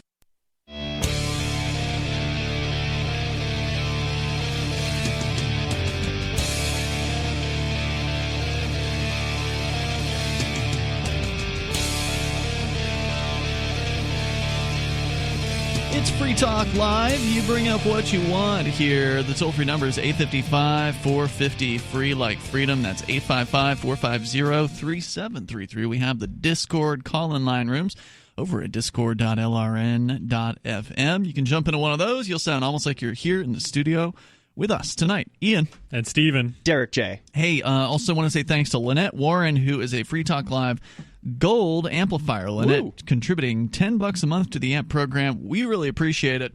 It helps us get on new radio stations. And in fact, I was going to be cutting some liners for a brand new station here tonight, so that'll have to be later because this has been a busy day. But Lynette, thank you for that, and thank you to everybody who is not only currently an amplifier, but former amplifier. We'd love to have you come back over at amp.freetalklive.com, or if you've never amped the show before and you really like what we do, please join the AMP program. You'll get some cool perks like access to the AMP discussion rooms over on the Discord. There's also an AMP-only Facebook group and more. You can get all the details on the perks, the bennies that you get as an amplifier at ampamp.freetalklive.com. On the way here tonight, Derrick J is going to share with us some good news about eminent domain. Usually you don't hear good news and eminent domain in the same breath. It's about time. But you've got that news. But we've been talking about robotic, things that are on the horizon and or here already that you're pretty excited about, Stephen. Well, I just love flying cars and these robot flying taxis. But you've never been in one, have you? No, but I've been following them along for a long time. Mm-hmm. Robot flying taxis. I'm really glad that Hyundai's making them. But wait a minute. Just because they've invented a flying taxi doesn't mean they're going to be allowed to use them. I mean, they've had flying cars in development since the late 70s, and it's never really gone anywhere because of the FAA, right? But they've been approved in places like Dallas. But what about the FAA? Has the FAA stepped out of the way and said, okay, you can have these things I don't now? know. Right? Nobody works there anymore. Yeah, I think they've gone away. I think they might be gone. Yeah. Trump got rid of the FAA? Yeah. That'd be nice. I don't believe it, though. You're fired. Look, I think they'll figure it out. But the point is, like, they didn't even have... Well, they throw enough money at them. They didn't even have the software and the hardware and the technology, and then the manufacturers all lined up. Like, it always, in the past, was like these small-time people inventing flying cars. Right. But now it's Hyundai, like, mass-producing them with the software, with Uber. Yeah, it's definitely happening, and it's really awesome. It's legit. Who wouldn't want to be in a flying car? I mean, it instantly solves the problem of congestion. It says it goes 180 miles per hour. Wow. Whoa. Oh, my God. That's faster than I expected. Yeah. Does it have to go that fast? I imagine it only more goes like 0 or 180. Okay. Even if it could go 60 miles an hour at top speed, it'd still get places faster because it wouldn't have to be subjected to all the same rules, right? You wouldn't have to be sitting behind somebody who's, too slow, they're waiting, or they're slow at doing everything they do. You can just go above them. Go where you got to go. On the way here, someone had their brights on behind me for like 20 minutes. Lovely. I'm just, And I imagine that won't be a problem with the sky taxis. Well, these robots are great, and everyone's always afraid of them killing jobs. Mm-hmm. They're like, what? Everyone. It's like, what are... I say, oh, well, we made software. It automates... It removes the cashier. It's an automatic cashier. They say, well, what are the cashiers going to do? Something else. I think they should greet and tell jokes right when you walk in. Well, if cashiers were good for telling jokes, they'd be doing that already. Yeah, well, they have to be. They're not even good at cashier jobs until they're trained. A lot of them aren't. Yeah, right. They have to have training. So some basic jokes on some note cards, maybe. All the different types. Well, in a lot of jobs, cashiers are doing a bunch of different stuff. So, like, there's And what you're talking about here, we haven't mentioned it yet, but AnyPay has come up with a new system. Do we want to talk about this? The grab and go? Yeah. Yeah, let's talk about it. Okay. Well, wait a minute. Before we do that, I just want to say, when people say, oh, what are the X people going to do when they used to do this job that now is automated away, I think it allows them, it frees them up to do something more human. Yeah. What are they going to do? How human is it to punch numbers into a machine? Paper or plastic. And, it's not human. It's awful, and people don't want to be doing that. I was talking to the owner of the salad place who were automating his cashier out, and they're happy. Yeah, they are happy they're being automated. And we were like, now what they can do is like step with a customer and figure out what kind of what's the best, healthiest salad for their dietary needs. Yeah, and more leisure time. Communicate, and do human things. Yeah. Well, there's going to be other tasks that need to be done, whether they're human or not. So I'm thinking, there's a company here called Local Burger that takes cryptocurrency, and their cashier is always harried. She's always running around. She's grabbing food, bringing it to the customers. Then she's got to take an order. Then she's got to make a milkshake. Then she's got to grab food, take orders. She's got to do all this at once. She's just one person. She should be able to relax. So she doesn't have to take orders. That means she can just focus on getting the food out. Get the food faster to the customer. Doesn't have to take payments either. Or just be friendly. Or make more milkshakes or whatever, If it were all automated, she could just stand there and be nice to people, and that could be a job. Because I want to interact with a human. I don't want to just interact with machines. I think that's going to be how it is. That there's just a person who fixes the machines every once in a while, but mainly they're just there to be a human. They're like, hey, welcome. Can I help you with anything today? Because there does seem to be a desire for that. I think there's the type there, and there's all kinds of customers. There are the kinds of customers who don't want to interact with people. They just want to come in, get the thing they want. They go through the automated checkout, and they're gone. That's it. But then, so when grocery stores tried this, where they tried to go all automated, there was pushback because some of the customers still enjoyed, as basic and as pointless of the communications might be, talking to a cashier, even though it was just pleasantries about the Patriots or the weather or whatever it was that they were talking about. That still resonates with some people who that may be the only human interaction they have had all day, right? Like if they work at a job where they're not interacting with people, for instance, that may be. But it's weird. Why would the cashier at the store be providing that service? It doesn't seem right. I think it should just all be robots. So what about this grab and go?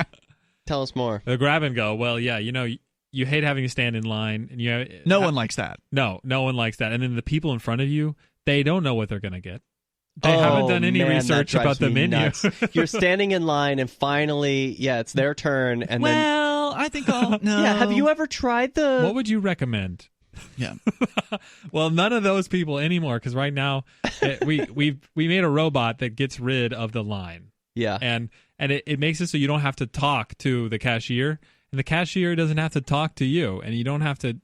They don't have to tell you how much it is, and you don't have to pay them. It's all through your phone, and you can pay the item directly instead of a cashier and just grab it and go. I'm holding one right now. Yeah, I'm holding a juice with a QR code on it. Everything you ever bought ever at a store has a little a code. UPC code on it. Yeah, a code on it. Well, that's how it is. And you scan that with your phone, and it magically pays, and you can go. Just walk away. Walk out. Just walk right out. Yeah. I love it, and I saw you guys demoing this thing, and I think it's going to it benefits the customer because in the video it's you, Stephen. You walk into the Fresh Press out in Portsmouth, you grab something out of a cooler, you scan the code, and you leave, and you're in there, I think, running the camera, Derrick. So you actually check on the cash register screen just to see what's going on there from their side. Yeah, and you can see in the background there's a girl who's busy making a salad or cleaning stuff up, and she doesn't have to go put on gloves or go wash her hands so she can touch the iPad and then take she just has to glance over and be, yep, that was paid. Yep. Keep doing her thing. Right. Now, it does rely on the customer to be honest, and most customers are, of course, honest. Whenever I see a system for retail, I immediately start thinking about how to take advantage of it. Not because that's the person I am, but because I've been in retail and I've seen, I worked with loss control in Kmart when I was working there. I think there's going to be less. In the future, when you buy an item, say a Kmart, whatever, it will disable the security alarm on that one item. That's right. Yeah. Right. Because all of this is automated, and so we can there's all these steps you used to have to go back and forth with the people in the store, and every single one of those things is going to be a software robot. Oh, that would be really awesome. With the people. So after you pay for the juice or whatever you're buying, then it authorizes it to leave. Yeah, the alarm doesn't go off when you leave the store. Or that's the next level. Yeah, because you still need the alarm system and the RFID tags and all that. And there's more work. There's unlimited integration. Yeah, but it could into business. Automatically detach the jeans ink splatter thing, that's attached to your clothes. Oh yeah, so this is cool and all, but there's other places there are different types of stores, like consignment stores, and others where this works even more awesome. Say like you have a product, you stick one of these stickers on your product, and then you go just put it in someone else's store. Well, whenever someone grabs and goes, it can pay you and the store at the same time. Oh yeah, because it could pay multiple people. Yeah, so you don't have to worry about getting paid from the consignment thing. One transaction. And then no settlement for consignment stores. That's great because it must be a pain for them. We're making cut a check. Here. We're making magic. That's a great point. 855-450 free, and that's just scratching the surface of this. What you guys are doing over at AnyPay, AnyPayInc.com. You can go and check them out because there's all kinds of cool things they're doing to make retail with cryptocurrency even easier than ever before. Do you want more businesses accepting Bitcoin Cash and Dash? Now with AnyPay, you earn passive income for every purchase at those businesses. Finally, a financial incentive to spread Bitcoin Cash and Dash. You made it happen, so you get the rewards. Download the AnyPay Cash Register app and add your cryptocurrency wallet addresses. Then install it at a real-life business and tell us what you did at AnyPayInc.com. AnyPayInc.com.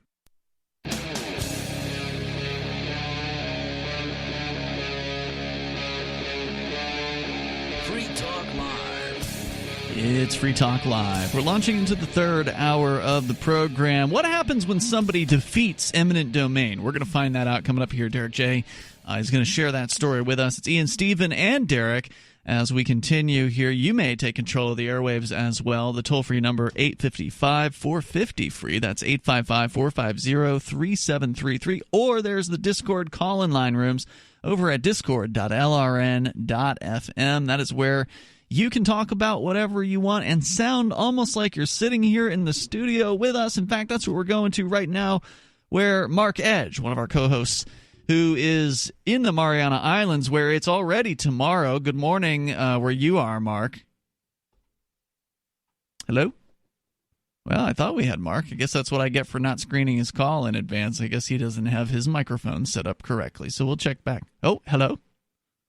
It looks like he's trying to talk. Well, we'll try him back here in a little bit. So, toll-free number tonight is 855-450-FREE. That's 855-450-3733. Let's talk to Tom in New Hampshire instead. Go ahead, Tom. Good evening. Hello.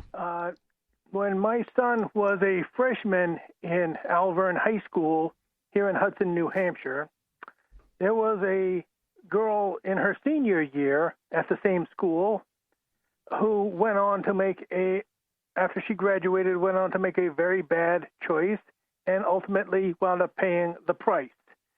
She chose to join the police force of a hostile government, namely the Newport News, Virginia police.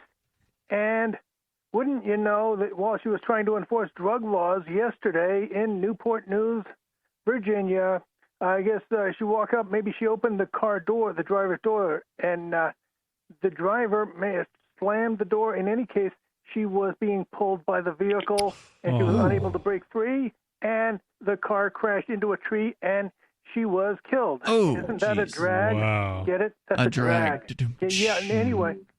Anyway, so when you vote for candidates who think it's a good idea to use gun-toting goons in bulletproof vests to try to intimidate people into living a healthier lifestyle, well, there's a dead cop in your face, punks.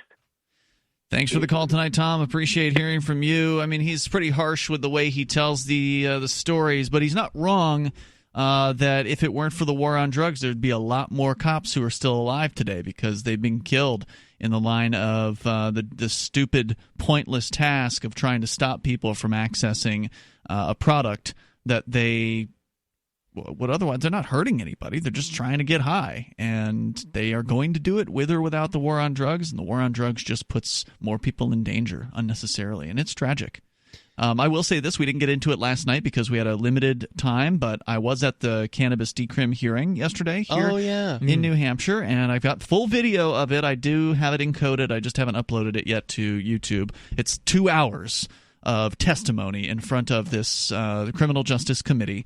In New Hampshire, we already have Cannabis Decrim, 3/4 of an ounce of flower, up to 5 grams of concentrate, and some amount of edibles. I don't know offhand what that is. I think it might be 300 milligrams, which isn't a whole lot, but it's something. What if you sell that much? That is still a felony. Okay. However, there's a couple bills in this year to reduce the penalties for felony drug sales. So they're keeping them as felonies still, sadly, but they're reducing the number of years that the maximums are and the number of the amount of the fines. But this Cannabis Decrim bill would take what was previously decriminalized and make it so it's no longer even a violation. So right now, if you're caught with less than 3/4 of an ounce of cannabis, the police can take the weed and they can ticket you and give you a $100 ticket. That's the current penalty for somebody over the age of 21. But it would be they can't even arrest you That's or correct. ticket you at all. They cannot unless confiscate. You're selling it. That's right. They could not confiscate, they cannot arrest, they cannot ticket if this bill goes through. Well, this is great. It is a great bill. I mean, it's not perfect. It's still... Of course. Things are moving in the right direction. So you can have a joint then, and there's nothing? There is a penalty for smoking in public. Okay. That still exists. But they should make that for cigarettes too. But having a joint, don't give them any ideas. Having At least a joint around me would be legal, and that would be great for people over the age of 21. So it's definitely a step in the right direction. There's no doubt about it. And the best part about this was that there were no cops who came to testify. Great. Oh, right. That is they so were being encouraging. Paid to testify. We have good reason to feel hopeful for the freer future because of this. I think if they did it overnight, if they were like, it's really wrong to be caging people over a plant, let's get rid of this. And then tomorrow it was just done. Mm-hmm. The cops would be like serious targets. People would be really upset and mad because they just yesterday were ruining people's lives. Mm-hmm. But if you just baby step away from it, now the cops are like, well, we just took whatever step we had to take. We followed the law. They're stepping back is my point. You feel this is a more graceful exit for them? Is that for what you're them, saying? it helps them save face. I don't know. Don't you think? I mean, that's why they're not showing up to these hearings anymore. They're just letting this roll through. If it's helping them save face, then they would be promoting this. Like they're just giving up is what's happening. I mean, they didn't go to the hearing because they must feel this is inevitable. You don't think that cops are embarrassed to enforce drug laws? Some of them must be. It is so unpopular. I mean, they know that this is a common thing. The chiefs of police still came and signed against it. There was only one signature on this. They have like this blue sheet where it shows support and oppose, and you can write your name and then check whether you support or oppose. The chief of police was the only one. The Chiefs of Police Association sent their boss. It's obligatory. Down there. So she came in at some point. I didn't see her. I don't know who she is, and if she came in, she wasn't in uniform, so there was no obvious police presence with the exception of Rick Van Wickler, who's the law enforcement against prohibition guy who has always been against the war on drugs. Yeah. He was there speaking in favor of the bill, but no one from the chiefs of police or any cop anywhere in New Hampshire came and spoke, whereas normally it's like state police send a guy, the chiefs of police send a guy, another cop from somewhere else in some town sends, he's the chief is there. So there's usually at least 2, if not 3 or more people talking against any kind of decriminalization. And this time it was completely hands off. Almost all speakers, with the exception of one, were in favor of this decriminalization. I wonder if police in general are in favor of this. Like, maybe we're past this point when they're all like, politics flows downstream from culture. So the culture is such that the cops are all like, we don't want to be those guys who are enforcing these laws. Now they probably want to be the guys enforcing fentanyl and other. Well, they like still want to feel like heroes. Like they signed up to be heroes, so they still want to get that thrill, I'm sure. But they know that this is not helping anyone. It's making things worse. They don't want to be that. If they're honest, yeah, they would know that. Well, this is great news. I feel like this is changing. Only since I moved to New Hampshire, things have changed, and it's changing. It was all you. It's changing every year. I'm sure I moved here because of this kind of stuff that's going on. Yeah, this is good. I'm happy. And it's the right... It's a good sign. Yeah, I'm glad to see it happening, too. And I'm hopeful that this will pass because this governor that's in blocked legalization... But he also is the same one who signed the first decrim bill back in 2017. So the Democratic governor prior to him would not sign decrim. She refused to sign decrim. This guy, who's a Republican, signed decrim but refuses to sign legalization, which honestly is a good thing from my perspective because I don't want regulations and taxes on weed. No. I think that's the worst thing. It's still going to be illegal to sell weed. That's right. That's right. Without a permission slip, it will be a crime to continue to sell weed. Now, that's not to say they're not going to keep trying. There's already another legalization bill that's in. The meals tax they're going to try to apply. They're going to try to apply some kind of tax to it, whichever one it is. And we're going to try to fight against it, but inevitably it's likely going to pass at some point. But in the meantime, if it's decriminalized, there is no regulatory structure. Now, it will still be illegal to sell it.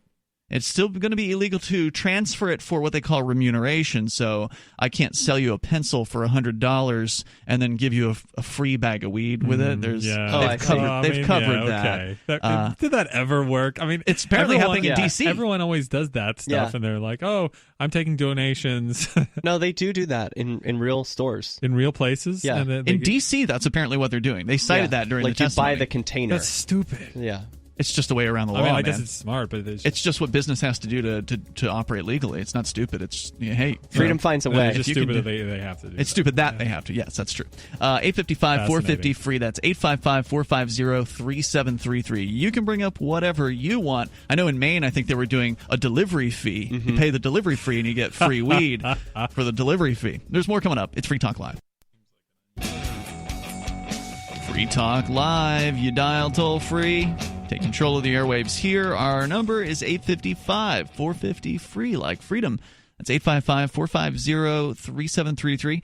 We've got the Discord online call-in rooms, which are working, I will say this, because we had Mark in one of them earlier, and he dropped out claiming that he couldn't hear us. Well, it must be his problem because this other guy could hear us fine. So we're going to get this other gentleman who's on Discord on in just a moment. But with you tonight, it's Ian. And Steven. And Derrick J. Also, don't forget to get on over to AnyPayInc.com. Learn more about what they're doing at AnyPay because they're doing some really awesome stuff for helping businesses accept cryptocurrencies like Bitcoin Cash and Dash. And now, one of the most exciting things that you guys announced the last time you were here, and we've been talking about it ever since, is this AnyPay Ambassador program that allows people to finally, and it's been a long time coming, that some company, some organization's finally going to incentivize people to get out there and hit the streets and get new businesses on board with accepting crypto. Because now you make it happen, meaning you help a local business come on board with taking Bitcoin Cash and Dash through AnyPay, you get rewarded passive income for every purchase made with those cryptos at the business you recruited. Yeah, that's people awesome. are doing this already, and they aren't getting rewarded for it. You know, they're setting up businesses to accept Bitcoin, and then it fizzles out because they've got no incentive to keep customers coming in. Right. And that's not good for anybody. You know, it's not good for the business. You just wasted their time, and it's not good for you and your community because you've got no more places to spend Bitcoin. So this really solves that problem. Well, now you get 1% anytime anyone goes to spend Bitcoin Cash or Dash at that place. And yeah, it's awesome. I've been getting Bitcoin Cash into my wallet from places that I set up. It's amazing. There are some people in Thailand who set up a business with AnyPay, and they like Dash, but they set up the business to accept Bitcoin Cash and Dash. Right. Knowing that, you know, if someone goes to that business and spends Bitcoin Cash, well, they'll get some. So exactly. Some Bitcoin Cash people had a meetup there recently, and they got a nice payday because it's like, oh, they got a bunch of people. Where'd this come from? Yeah. Oh, all these people bought dinner tonight, and I get a little kickback. So and I think really that's nice. really cool because one of the most frustrating things about the cryptocurrency world is this sort of, you know, tribe mentality of, well, it's my coin or no coins. My coin's the best coin. Yeah. And to have somebody who was excited about coin A accept coin be because it could make some money for them. Like that bridged the gap, if you will, between their exclusivity. They're no longer exclusive, and they're now offering a choice to customers, and that's what's so important. That's one of the things we've been doing here in New Hampshire. I think that's different than anywhere else where AnyPay allowed this to happen, where there's a choice that customers can have. Do you want to pay with Bitcoin Cash? Do you want to pay with Dash? Do you want to use Bitcoin SV? Use whatever you want. Yeah. But it didn't translate. So one of the guys from the Bitcoin Cash meetup who went to that business that was set up by Dash people, he went and turned around the next day and set up a business to accept Bitcoin Cash. Did he set him up for Dash 2? Nope. No. Did he know about the ambassador program? Yes, yeah, and he didn't care. He just wanted a single It's a small little bit. Cultists will be cultists, you know? It's all right. Well, what we're trying to teach people is that Bitcoin isn't about sports teams, and it's not about which is your favorite coin. It's about profits and cooperation. Yeah, I like that. Yeah. And that's why we're enabling profits when you cooperate with each other at all different levels within AnyPay. We have so many tools now that let you get little profits by growing the Bitcoin ecosystem. It's great. And it's only been, 2.5 years now that AnyPay's been around? It's still relatively new. That's forever. We looked into the history, and AnyPay technically started in 2015. Did it really? On paper in California, right? Oh. As I was leaving Ripple, okay. I started this thing. But it only really got going about 2 years ago. Yeah, I remember it was 2017 at ForkFest that you had the test run that was happening, where you had this ASCII QR code that you were this whole back-end system. We're now going. The new user interface for Bitcoin is magic. It's invisible, and we're not selling businesses anymore on the idea that you're going to get Bitcoin customers or more customers. It's that our technology actually saves your business time and money. That's what business owners want. And it saves your customers time and money, too. Forget the word Bitcoin. I've even cut it out from what we talk about. Seriously, it's not relevant. It's about saving businesses time and money. Profits. Check them out at anypayinc.com. Oh, yeah. I want to go to Yes Lad. He's on the lines from over in the UK on our Discord lines. Hey, Yes Lad. Hey. Good, you're on the air. How you guys doing? Excellent. Good. What's on your mind? I know you guys were just talking about Bitcoin, but I just wanted to go back to the war on drugs. Please. Yeah. So I just wanted to say, about the talking on the war on drugs. Over here in the UK, it's just MPs over here. Ray Nestor and BK Randy. It's like the nicknames that they have. It's like a British thing. Okay. And they're always arguing about this. LRN.FM.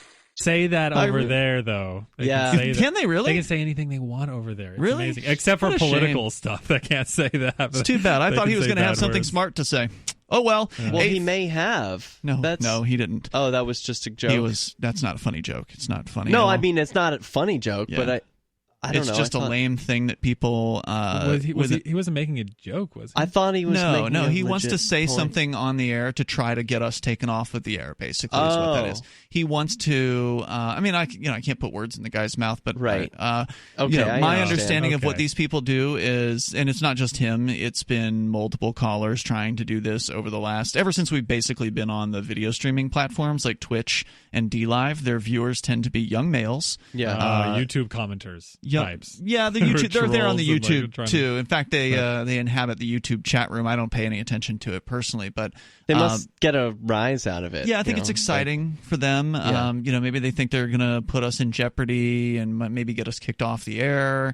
It's certainly a violation of the Twitch terms of service, for instance, for that word to go out over the air. But then again, we're not tolerant of it. We don't let it happen, and we do hit the dump button, so it never makes it to the air on our radio affiliates. That did not make it out. Okay. Even the first few portions of his call did, but the offensive portion was cut right out. That jumps back a few seconds. Dump button just took that right out. So really, these people just waste their time, and maybe they don't understand the technology that we have that basically makes it so they've completely wasted their time. But there you go. So let's see. Oh, you have some good news, Derrick J, about eminent domain, which... Score! For our young male listeners who aren't educated, what is eminent domain? It's when the government agents say, oh, nice piece of property you got there. Boy, it'd be a shame if somebody just stole it from you. Oh, it's not stealing when they do it. Yeah, well, it's a legal taking. Well... in my town, illegal taking. It's a legal. Is that what taking. they say? That is what they This call is it. Yeah, taking? it's ridiculous. When the cops kill a person, it's not murder. It's a legal taking of life. Yeah. Well, you gotta. Well, they mess didn't up the legally language. take it this time, did they? No, and so they this failed. What This is a happened? good news story. So I've been following this right. in my town of Portsmouth, New Hampshire, where before I even moved there, the city council has been embroiled in a battle with a car dealership owner, and he owns a large piece of property in a desirable spot in town, and the city decided, hey, this is going to be ours, and he's been taking them to court. And for been what? costing Usually millions there's of some dollars. purpose, right? Oh, They were we're going like- to build a park. They wanted a pipeline. No, they were like, hey, there's some pipes, and our pipes, those are our pipes, and they kind of go through your property, and so we need to take them. And so he was like, no, I'm building here, and, we'll work around them, but you can't take my property. Uh-huh. And, I'll tell you We'll tell the rest of your result. moment. They just Yeah. hate car companies, I think. Well, Nah. it's easy to pick on the big companies, right? Because they're evil and make money. 855-450 free. There's more coming up. Free talk. Have you heard of LibertyCon? LibertyCon is not only a convention with great speakers like Whole Foods CEO and co-founder John Mackey and Nobel Prize winner Vernon Smith, but it's also unique because you get a chance to network with more than 70 pro-liberty organizations, one-on-one for the purpose of career advancement, business, and internship opportunities. April 3rd through 5th in Washington, D.C. You can learn more by visiting libertycon.com and use code FTL for a $10 discount on your registration. That's libertycon.com.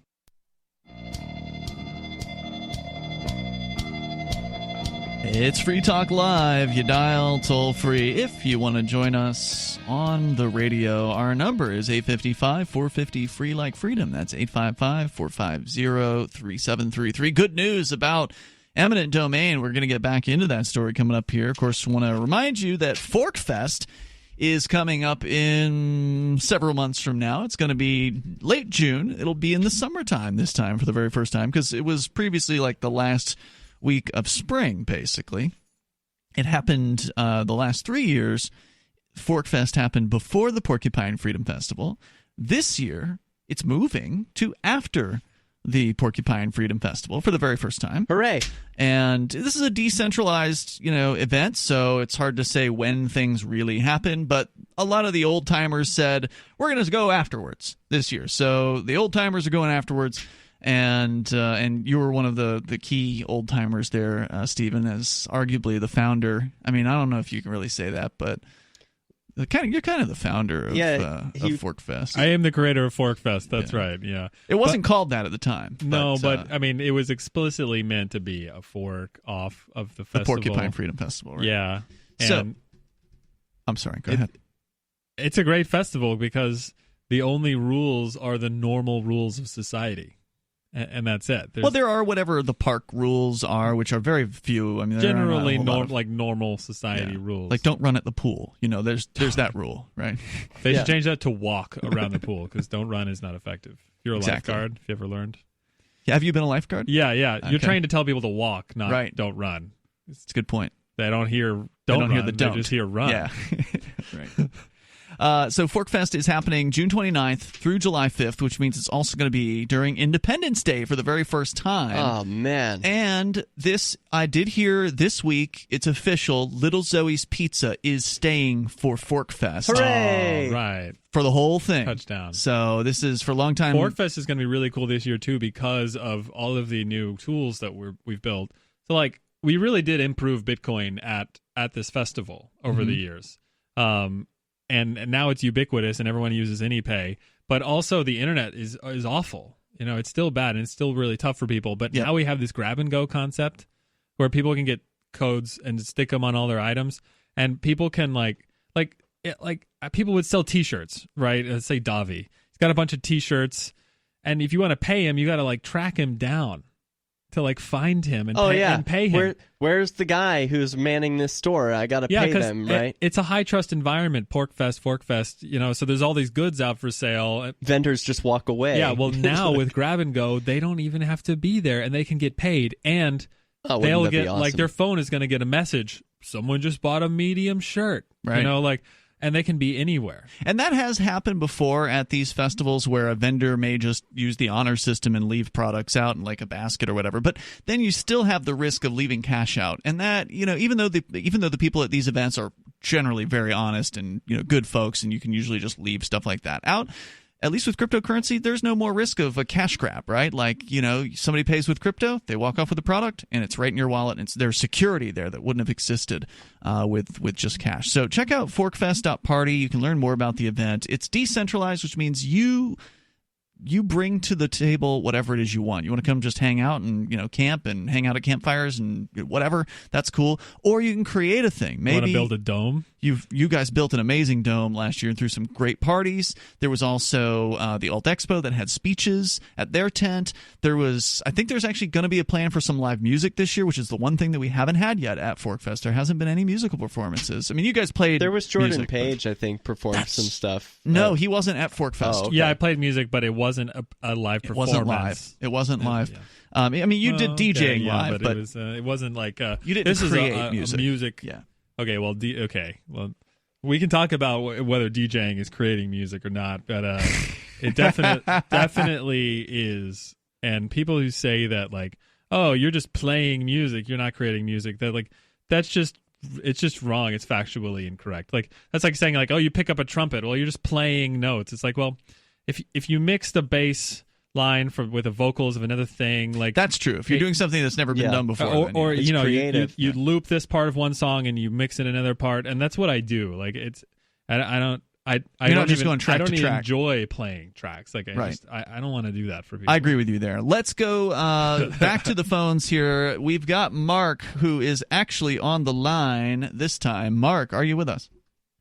Yeah, can you hear me? Yep. Yeah, you sound great. Wow. Calling from Saipan. Thank you. Calling from the Mariana Islands, where America's day starts. You guys were just talking about Forkfest, and I've been on some really great hikes when I was at Porkfest and Forkfest. Yeah. And today I went on a really great one here, and I wanted to tell you about it. Okay. Go for it. Look this up. The sort of payoff scene, the money shot, is this old man by the sea, and I suppose you can type Saipan in behind that to find it. But it was this amazing sort of 15-minute hike. It was moderately difficult. There were some places with some ropes, and it was raining, so that added to some of the difficulty. So I actually did a little sliding at one point.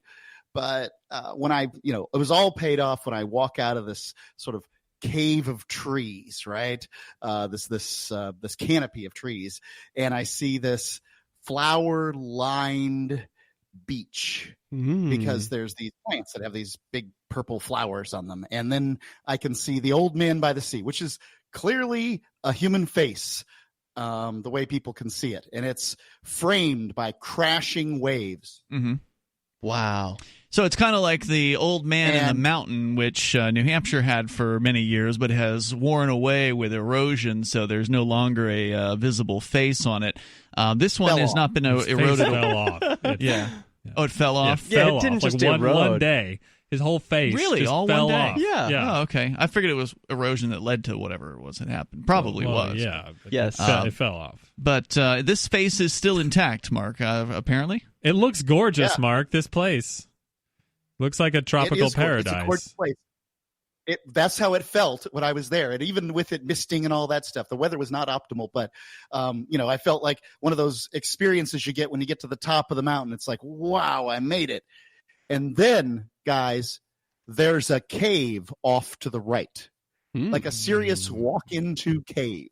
Mm-hmm. And it's dark. You can't see the end of it. I get the little cell phone out with the flashlight, and I walk in, and it just kind of stops. But it was really exciting as I walked in.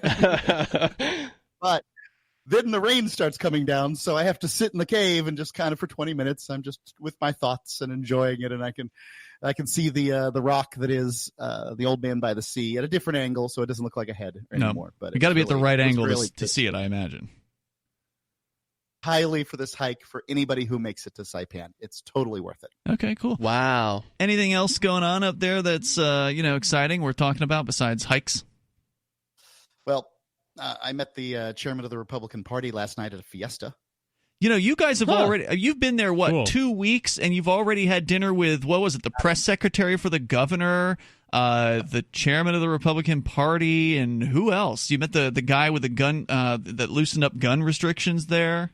on the case, the guy that's the head of the casino commission, another guy who's on the casino commission. Are you just bumping into these people? Yeah, what kind of T-shirts are you wearing? He's going out to find him, isn't he? You're trying to make deals, aren't you, Mark? Yeah, I'm doing that. But I look like a guy who's, that they would want to have lunch with. They all know you got a bunch of Bitcoins and they want to talk to you. That's what it's all about, isn't it? I think they just know that, well, this guy is clearly new on the island. And, what's he doing here? One of my favorite mentors he always says that you could drop him in an African country and he would be speaking with the president and like a finance minister within a week because a new guy who's an American coming into a weird place, like, you can basically just assert that you're important, and then people will talk to you. Well, I mean, the island is, I believe, last time I looked at the demographics, white people are like 2% there, right? Huh. I prefer to think of myself as lighter than Saipanian. Light Saipanian. My point is, you probably are in the minority and are a little more noticeable, would be my guess. But it's interesting because it is a small place, and it's so easy to get connected. I mean, we think it's easy to talk to like state reps and stuff here in New Hampshire. There's 1.5 million people here. In Saipan, there's 55,000 people. So, like, you're just going to run into these people at like the grocery store. One town. There's more coming up here in moments. Free time.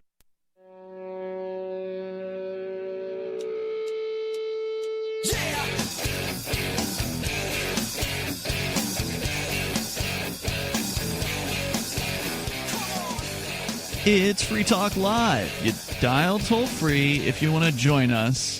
The number is 855-450-FREE like freedom. That's 855-450-3733. Tonight, it's Ian. And Steven Zeiler. And Derrick J.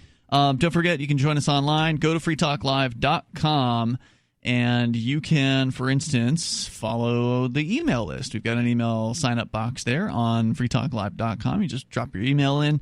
And we'll do it old school. We'll send you an email usually once a week to keep you up to date with what's going on with Free Talk Live. That's where we announced first when Mark was leaving to move to the Marianas, and he is moved. He got the driver's license from the Marianas this week. Wow, that's official. Wow. Yeah. So congratulations to him. He seems to be having a good old time down there. And I'll be heading that way in a couple of weeks. I want to check it out. There's this Crypto Frontier project, and I don't want to feel like that I'm stuck in one option, right? Like, I don't want to. What's the economic thing where you've like invested in something and sunk cost fallacy? Sunk cost. That's what it is. Yeah, I don't want to be a victim to sunk costs. So if there's something cool going on in the world, I want to go check it out. Absolutely. So, I agree. Well, that's why we should build things that work anywhere in the world. Indeed. And I'm looking forward to hearing about when AnyPay gets its first location in the Marianas. Yeah. So that needs to happen. Yeah. It needs to happen soon. Wherever Mark likes to go spend money, that's the place it's going to be. Well, the question is, who's going to do it first? Is it going to be Mark? Is it going to be somebody else in the Marianas? Somebody else. Because now there is the AnyPay ambassador program, so it's incentivized and everything. People like that. I think they should, yeah, for sure. AnyPayInc.com. Check those guys out at AnyPayInc.com. They're doing great work over there. We're going to continue and take more of your calls. And then, Derrick, you still have more to say on this story. I didn't even get to it. About eminent domain. It's been all build up. But we're going to go to this guy, Ray Nestor, who just joined the Discord server, and he swears he's not going to say something on the radio that he's not allowed to say. He says about Bitcoin. Go ahead, Ray Nestor. Yeah, there's this new Bitcoin in America. It's called LRN.FM. You think I'm pretty stupid, huh? I knew that was coming. So anyway. Wow, I'm shocked. Yeah, I'm really shocked too. Now let's talk about your topic, Derrick J. Okay. So in Portsmouth, there's a car dealer. He's got a lot of money. So, of course, the government's targeting him.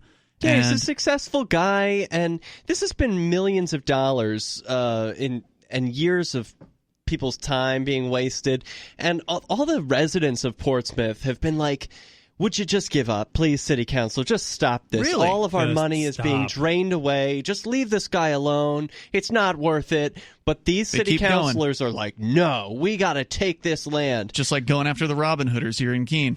Well, and it hasn't been ridiculous money. To be fair, it hasn't been all of the city councilors. Some of them have been yeah, like, but to guys, be fair, they spent this. a lot more money than against the Robin Hooders. Like, they're dropping a bunch of millions of dollars and multiple lawsuits, and and they have no standing at all. What do they want to put pipelines through? Yeah, I'll just give you the whole story real quick. Okay. Coming from seacoastonline.com, the city's eminent domain taking of 4.6 acres of James Boyle's auto dealership land was unlawful. The New Hampshire Supreme Court upheld in a decision published Friday. That's today.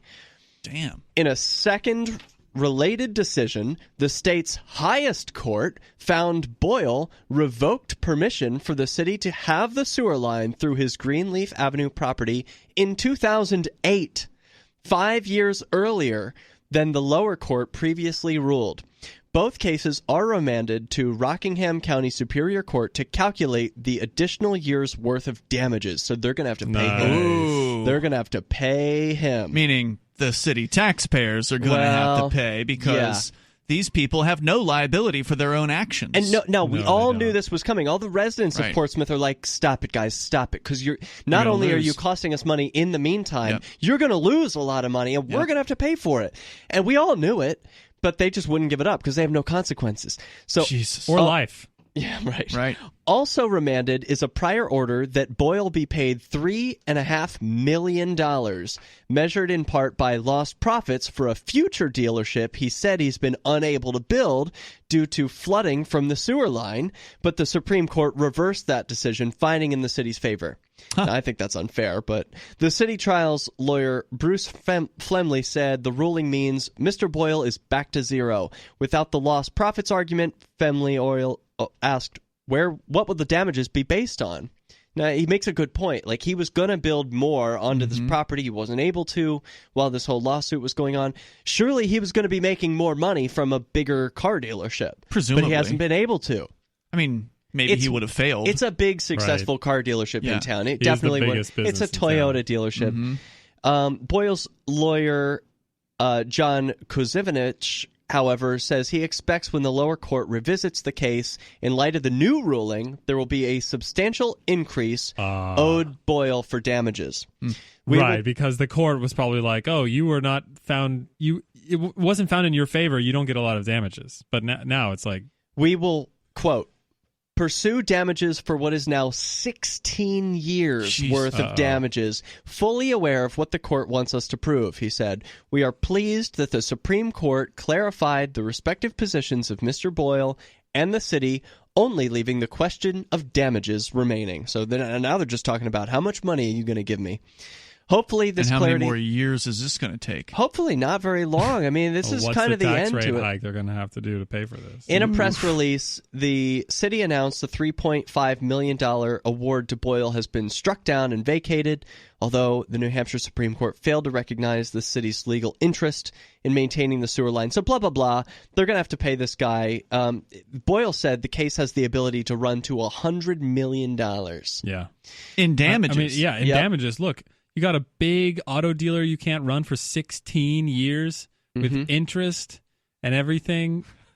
Oh, man. He ought to have a big old sale, too. Like, once he gets this $100 million, and it's like, we're marking them down. Come on down to the car lot. You get a car. We're and you passing get a car. on the savings. Show us your tax bill, and we'll give you a huge discount. They really should. I mean, I think a you lot already of residents... paid for this car. A lot of people are in this guy's corner. I know I've been for, just watching from afar. Yeah. I can't, there's not much I can do other than beg the city councilors to stop. Because the bureaucrats hate a business. But I think this is a great victory for the people, for this idea. And people know that eminent domain is it's a scam. It's illegitimate. It's just some people trying to take someone else's property. And they only justify it by saying, well, it's for the public good. Well, no, it isn't. We have to do it. It's for the public good. It's going to be better because we're taking someone's property. We're paying them for it. Because they do give some arbitrary number, right? When they come to you and they say, we want to take your property, what they say is, we're going to take your property. Here's the arbitrary amount of money we're going to give you. Would you like to take it or not? Right. And then you either don't take it or you do. But he said no, and he took it all the way. Amazing. And every single time there was a court case, even when he lost, he would appeal to a higher court. Every single time he would put out the money. And meanwhile, his car dealership's still running. Yep. You know? Lucky for him, he was successful enough to be able to afford to do that. So I want to see awesome more story. stories like this. I'm pleased with the New Hampshire Supreme Court. I think they made the right decision here. And even though the money's coming from Portsmouth taxpayers, I want to see him get a big payout. Yeah. He deserves it. He's been fighting for the right side for a long time. And wouldn't you like to see someone like this get a big payout from the city? And the Portsmouth taxpayers deserve to get their butt handed to them. Well, they keep That's electing true. these people. Yeah, Right. that's right. They're just They as deserve complicit it. in this. And they know it, and I think they like it anyway. Yeah. It's weird, but they do. Yes, indeed. Well, do we take James in Arizona? He's there. Sure. Here he is. James in Arizona. You're on Free Talk Live. Oh, hi. Hello? 3 men without chest. 3 men without chest. And here 2 of them don't have sisters that don't have them. James, either. do you realize how much I bench press? You don't even understand that I could throw you over my head so easily. You are weak and pathetic. You're a pathetic loser and liar. Wow. And I heard you mention. I have seen you. You're so happy. You are ripped, actually, I am Stephen. ripped. Yeah, the truth of the matter is that my whole body is pure muscle. Like, just come at me, bro. Wow. You know where James, I live. James, Mark Edgington. James. You know where I live, Mark Edgington. 110 State Street, Portsmouth, New Hampshire. Why Come, would bring you it say on. that? Bring it on. Bring it on. Let's do it. Let's tumble. Yeah, arm wrestle. Let's do it. Anyway. James. Mark Edgington posted my home address, phone number, and picture on the internet years ago saying I'm a Well, no one cares Yeah. about visiting His you. ugly wife and child. Maybe it's because you threatened James, his you're children. so hot. You know? James, every time you call in, I get so aroused. It's so Like, weird. I just I can't help it. Every time, like you're so You like mean. it when a lunatic the threatens way you? the way you're so mean about it. Just That's so gross. All right, we're out of time, but these guys are over at anypayinc.com. They're doing cool stuff with cryptocurrency and making business easier and smoother and faster and more profitable. anypayinc.com.